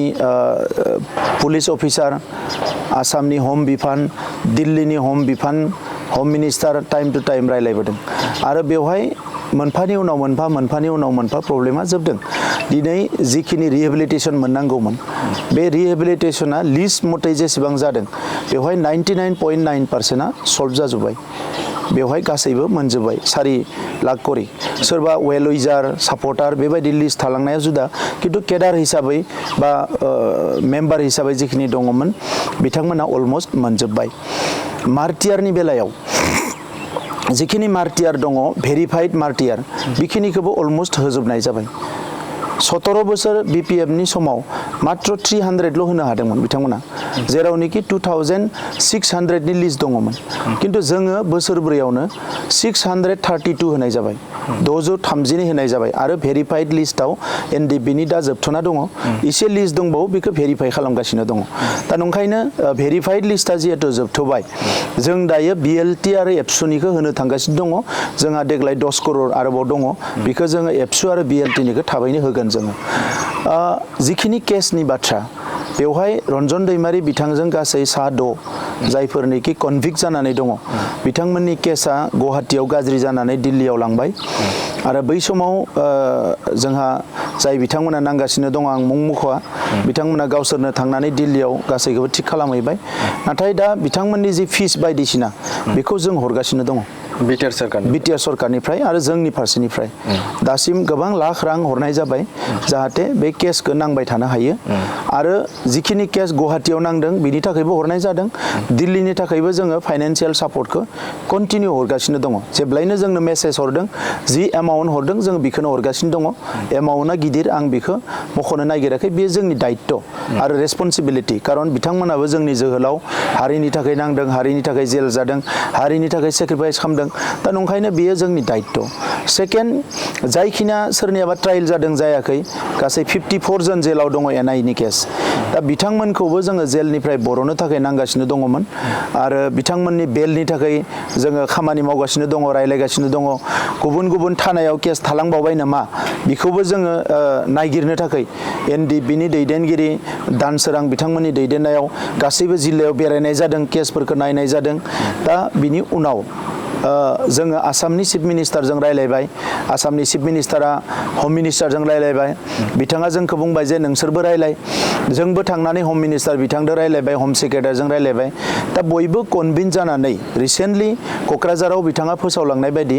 बे 54 मेम्बार्स NDFBनि बाट 9 केसा 9 नाथाय मानसिया 54 बे केसखौ अलरेडि रिटार्न हरबाय दा बियो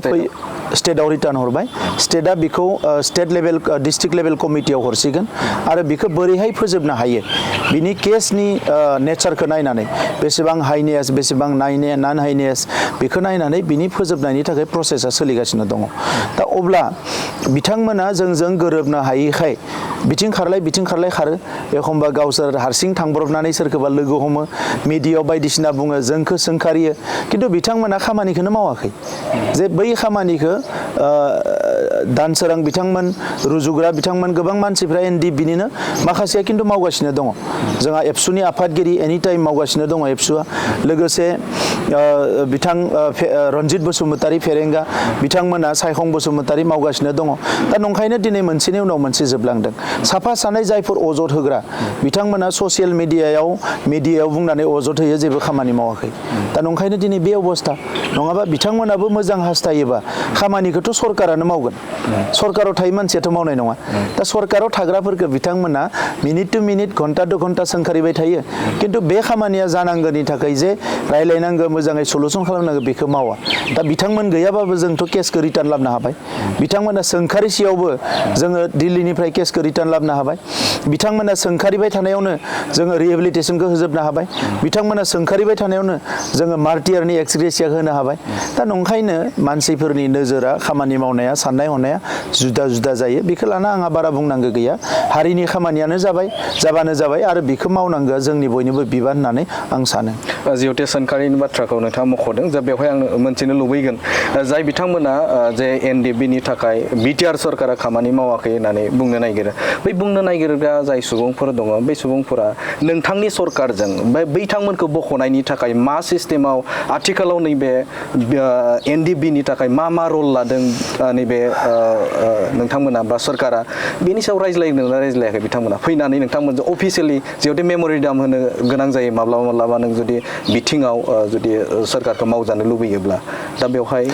गिबि समाव खेबसा खेबनै बिथांमोना फैदों आरो खेबफा खेबनै आंबो लिंहरदों नाथाय फैबाबो फैयाबाबो बिथांमोना लिंहरबाबो लिंफाराबाबो जेब्लायबो जोंनि मोनसे नेगेटिभ स्टेन्डआव थादों दा नंखायनो आं जेबो सानाखै जे गावनिनो बिदा फंबाय बिथांमोननि साननाय हनाया दिनै जोंनि एगेन्स्टआव गाबोन बुजियोबा हयल' पजिटिभबो जानो हानाय खामानियानो जाबानो जाबाय आंनि प्रिन्सिपला जाबाय खामानिया जानांगौ हारिनि जेंनाया जोबनांगौ बिदा फंबायफोर जायफोर जुजिनानै थांबाय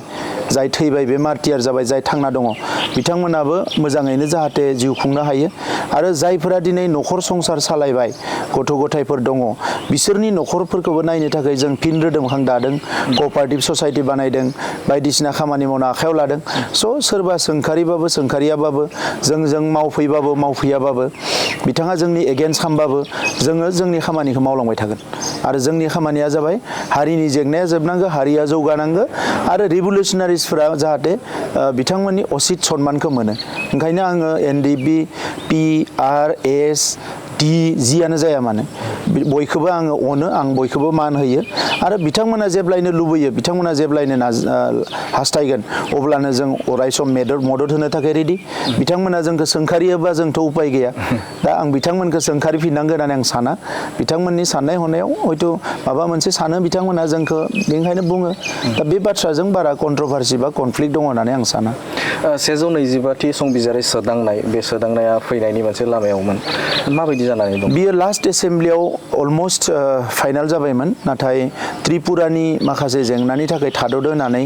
जोंनो होम मिनिस्ट्रिया मिथिहोदों आरो आं होम मिनिस्टार बिथांजोंबो सावरायदों नेक्स्ट पार्लियामेन्ट सेसनाव बियो फैगोन होननानै जोंनो मिथिहोदों मानोना बिलखौ लाबोनो थाखाय जिखिनि क्लजेसफोर दङमोन बे आगोलनि बिलाव बेखौ सोदांनाय बेयाव सोसननाय बे हाबाफारिफ्रा जोबजोब्बाय आरो बेवहाय मेजर आरो माइनर जि क्लजफोराव एसे कन्ट्रभारसि दङ बेफोरखौबो थिग खालामनाय जाबाय दा नंखायनो आं सानो 125th एमेन्डमेन्टआ नेक्स्ट पार्लियामेन्टआव फैगोन आरो पास जागोन मिथिनो नाजागोन जे गुण'त्सव बे गुण'त्सवआव जे BTRनि मोनबा जिल्लायाव खोब बेफोरबायदि मोनसे रिजाल्ट खालामनो हादों थामहिनबा गाहाय थाखोआव एसे थादों मा बुंगोन बे समाव थांनाय बोसोरनिख्रुइ देग्लाय जोंनि जि गुण'त्सव बेवहाय जोंनि स्टेटासा एसे एबा लेभेला एसे गाहाय जादों बियो दाबो मोनसे पार्मानेन्ट जोङो मोनसे सलुसनाव फैनो हायाखै जोंहा दाबो सिंगल टिचार स्कुल दङ जोंहा दाबो टिचार एडुकेट गैया जोंहा दाबो गोबां जेंनाफोर दङ दा बेवहाय आपस एन्ड डाउना मोनसे समहालागै जागोन नाथाय लासैनो फाउन्डेसन लेभेलनिफ्राय जोंहा स्ट्रंनिफ्राय स्ट्रं जाबोदों दा नंखायनो C आरो D ग्रेडआव बारा गैया जोंहा A ग्रेडआव गैया नाथाय B ग्रेडआव जोंहा बारा दङ थांनाय खेबसेयाव A ग्रेडआव गोबां फैदोंमोन दा बियो B ग्रेडआव थांदों नाथाय C D आव थाङाखै दा नंखायनो जोङो नायदों बिनि सायाव जोङो एसे सिरियासलि एनालाइसिसबो खालामदों रिभिउबो खालामदों बेवहाय साहा बागान ओनसोलनि स्टुडेन्टफोरनिबो मोनसे जेंना दङ बिथांमोना रेगुलार जाया आरो गोबां स्टुडेन्टफोरा स्कुलाव रेगुलार जाया इरेगुलार बेबायदि माखासे जेंनाफोर दङ दा बै जेंनाफोरखौ देग्लाय बोसोराव जोङो एड्रेस खालामनो सानदों आरो बिनि थाखायनो देग्लाय बोसोराव जोङो टिचार ट्रेनिंखौ खालामफिननाय साइन्स आरो मेथ्स टिचारफोरनि थाखाय ट्रेनिं खालामनाय लोगोसे जोंहा जि ड्रप आउट दङ ड्रप आउटनि थाखाय जों खामानि मावनाय आरो वान स्टुडेन्ट वान फाइल बेखौबो जोङो ट्रेकिं खालामनो थाखाय स्टार्ट खालामनो नागिरदों जाहाथे आरोबाव जि जेंनाफोर दङ बेखौ जोङो मोजाङैनो बिजिरनो हायो देग्लाय बोसोराव जोङो टेक्स्ट बुकखौबो नाजागासिनो दङ आगोल बोसोरफ्राव टेक्स्ट बुकनि बिराद सर्टेज जायो देग्लाय बोसोराव जोंनो खोथा होदों बिथांमोना मेनि गेजेराव मे सेकेन्ड उइकनि गेजेराव टेक्स्ट बुकखौ मोनगोन जुदि टेक्स्ट बुकखौ मे सेकेन्ड उइकनि गेजेराव मोनजोबाबा जों काउन्सिलनिफ्रायबो साफायनानै होनो होननानै सानदों दा बेबायदि गोबां जेंनाफोरखौ लासैनो सल्भ खालामनो नागिरदों 22,000 जेंना दङ सोलोंथायाव मोनसेनि उनाव मोनसे सल्भ जाबोदों आङो बे जेंनाखिना जोबनाय लोगो लोगोनो जोंनि इडुकेसनाबो मोनसे स्टेबल अबस्थायाव फैगोन होननानै आं सानो मिथिनो नाजागोन एसे सम मोनबावगोन नोंथांमोना रायजो राजाफोरनि थाखाय सिबिथाय होनो थाखाय बे समाव मा प्लेनिं लानानै बे समाव खामानि मावनो थाखाय थियारि जादों दा जोङो भिजन डकुमेन्टनि सायाव फकास खालामगासिनो दङ कमिउनिटि भिजन डकुमेन्टनि उनाव जोंनि गभर्नमेन्टनि भिजन डकुमेन्ट 2040 जोङो बिनि थाखाय खामानि मावदों आरो थांनाय बोसोरब्रैयाव गुबुन बिथिङाव गुबुन आयदायाव जों जिखिनि खामानि मावबाय बे खामानिफोरखौ जोङो मोनसे लेभेलाव लांनो थाखाय आरो मोनसे फिनिशिं लेभेलाव लांनो थाखाय एबा बेखौ मोनसे रिजाल्टआव लाबोनो थाखाय जोङो देग्लाय टारगेट लादों बे हिसाबै बे गोबां खामानिफोरखौ लानानै दाख्लै बाजेटआवबो जोङो हाइलाइट खालामदों आरो बाजेटनि उनाव जोंहा जोंनि अफिसार्सफोर जोंनि एक्सपार्टफोर दं जों फ्रिकुवेन्ट कनसालटेन्सि लागासिनो दङ डिसकासन खालामगासिनो दङ फैबाय थानाय समखिनाव जोंनि इनफ्रास्ट्राक्चारनि जि टारगेट गामि इनफ्रास्ट्राक्चार बानायनाय थानसालि लुनाय लामा बानायनाय सोलोंथाइ फसंथानफोरखौ बानायनाय आरो लोगोसे इक'नमि आरो ससियेल स्टेबिलिटि बे खामानिफोरखौ जोङो मावलांबायनि थाखाय रडमेप बानायदों आरो आं सानो जे जिखिनि खामानि बोसोरब्रै खावसेयाव जों मावनो हाबाय बे खामानिखिनियानो फैबाय थानाय बोसोरफ्राव मोनफ्रोमबो आयदायाव मोनफ्रोमबो साबजेक्टआव एबा मोनफ्रोमबो डिपार्टमेन्टआव मोनसे रडमेप तैयार खालामनो हाबाय दा ओंखायनो बिटिआर ओनसोलनि 35 लाख रायजो राजाफोरनि माखासे गोलाव समनिफ्राय पेन्डिं जानाय जेंना हा हु बायदिसिना बेखौबो जोङो सल्भ खालामनो हादों गोबाव समनिफ्राय पेन्डिं जानाय एग्रिकालचार इरिगेसननि प्रब्लेमफोरखौबो सल्भ खालामनो हादों गोबाव समनिफ्राय माहारियारि जिखिनि दाङाबाजि बेखौबो सल्भ खालामनो हादों दा ओंखायनो वेलबिं ससियेल वेलबिंनि थाखाय सुबुं माहारिनि मोजांनि थाखाय जिखिनि थांखि लादों बेखौ जोङो मावफुंजोबनो हादों होननानै आं सानो आरो जि आद्रा सम दङ एबा फैबाय थानाय समाव जोङो बिनिख्रुइ बांसिन फकास खालामनानै बड'लेण्ड ओनसोलनि रायजो राजाफोरनो मोनसे मोजां बिटिआर होनो हागोन बेखौ आङो मिजिंथियो नंगौ बिथाङानो जादोंमोन बिटिआरनि गाहाय मावफुं सोद्रोमा प्रमद बर' बिथांनिफ्राय जोङो राजखान्थियारि बिथिंनिफ्राय लानानै समाजारि बिथिं आरो बिटिआरनि जे जौगाथायनि बिथिंनिफ्राय लानानै गुबुन आयदा जाय आयदाखौ बिथांनिफ्राय जों रोखायै मिथिना मोनबाय बर' हारिनि गेदेमा सुबुंफोरनि थाखाय बिथाङा आथिखालाव जाखिनि खामानि मावदों बेनि गेजेरजों बिथाङा मा फोरमायनो नागिरदों बेनि सायावबो बिथांनिफ्राय गोबां बाथ्राखौनो मोनथिनो मोनबाय थारैनो जे आथिखालाव बिथाङा फैबाय थानाय समाव जे नैबे समाव बिटिआर जौगाथायनि थाखाय मा हाबा मावनो थाखाय थियारि जादों बेनि सायावबो बिथां गेदेमानिफ्राय मोनथिनो मोनबाय थारैनो नैबे समाव नोंथाङा जे नोंथांनि जे बेसेन गोसा समखौ बड'लेण्ड बुब्लिनो नोंथाङा होबाय बेनि थाखाय रोजा साबायखर बावबाय बे समाव जोंनि मोगा-मोगि आयदा बे आयदाखौ बेखेवनानै फोजोबबाय गोजोन्थों मोनसे गोजोनथाव खौरां कारिगावनि माइगं बाथौ फरायसालि सेनियर सेकेन्डारि स्कुला लानानै फैदों मोनसे गोजोनथाव खौरां क'क्राझार जिल्लानि कारिगाव माइगंपुरि गामिनि माइगं बाथौ फरायसालि सेनियर सेकेन्डारि स्कुला HS फार्स्ट इयारनि थाखाय बेसेन नाङै मुं थिसननाय आरो फर्म बिलाइनाया सोलिगासिनो दं बे माइगं बाथौ फरायसालि सेनियर सेकेन्डारि स्कुलाव आर्ट्स स्ट्रिमनि थाखाय इंलिश बड' एबा MIL इक'नमिक्स एजुकेसन एडभान्स बड' हिस्ट्रि पलिटिकेल साइन्स आरो अल टि इंलिश गासैबो आयदाखौ मोननो हागोन आरो बे माइगं बाथौ फरायसालि सेनियर सेकेन्डारि स्कुलाव इंराजि आरो बर' मोन्नैबो बिजों थागोन लोगोसे बे फरायसालियाव हिन्जावसा आरो हौवासाफोरनि थाखाय आलादा हस्टेलनि फेसिलिटिबो दं नोंथाङा जुदि नोंथांनि गथ'खौ HS फार्स्ट इयारनि थाखाय गोदान मुं थिसननो सानदों अब्ला मानोथो गोबाव खालामनो थाबैनो बे माइगं बाथौ फरायसालि सेनियर सेकेन्डारि स्कुलाव बेसेन होनाङा जासे मुं थिसनहैदो आबुङै मिथिनो थाखाय 8011394710 एबा 8133845456 नङाब्ला 7638023455 नैबे जानबुं नाम्बाराव फन खालामना खौरां लाहरनो हागोन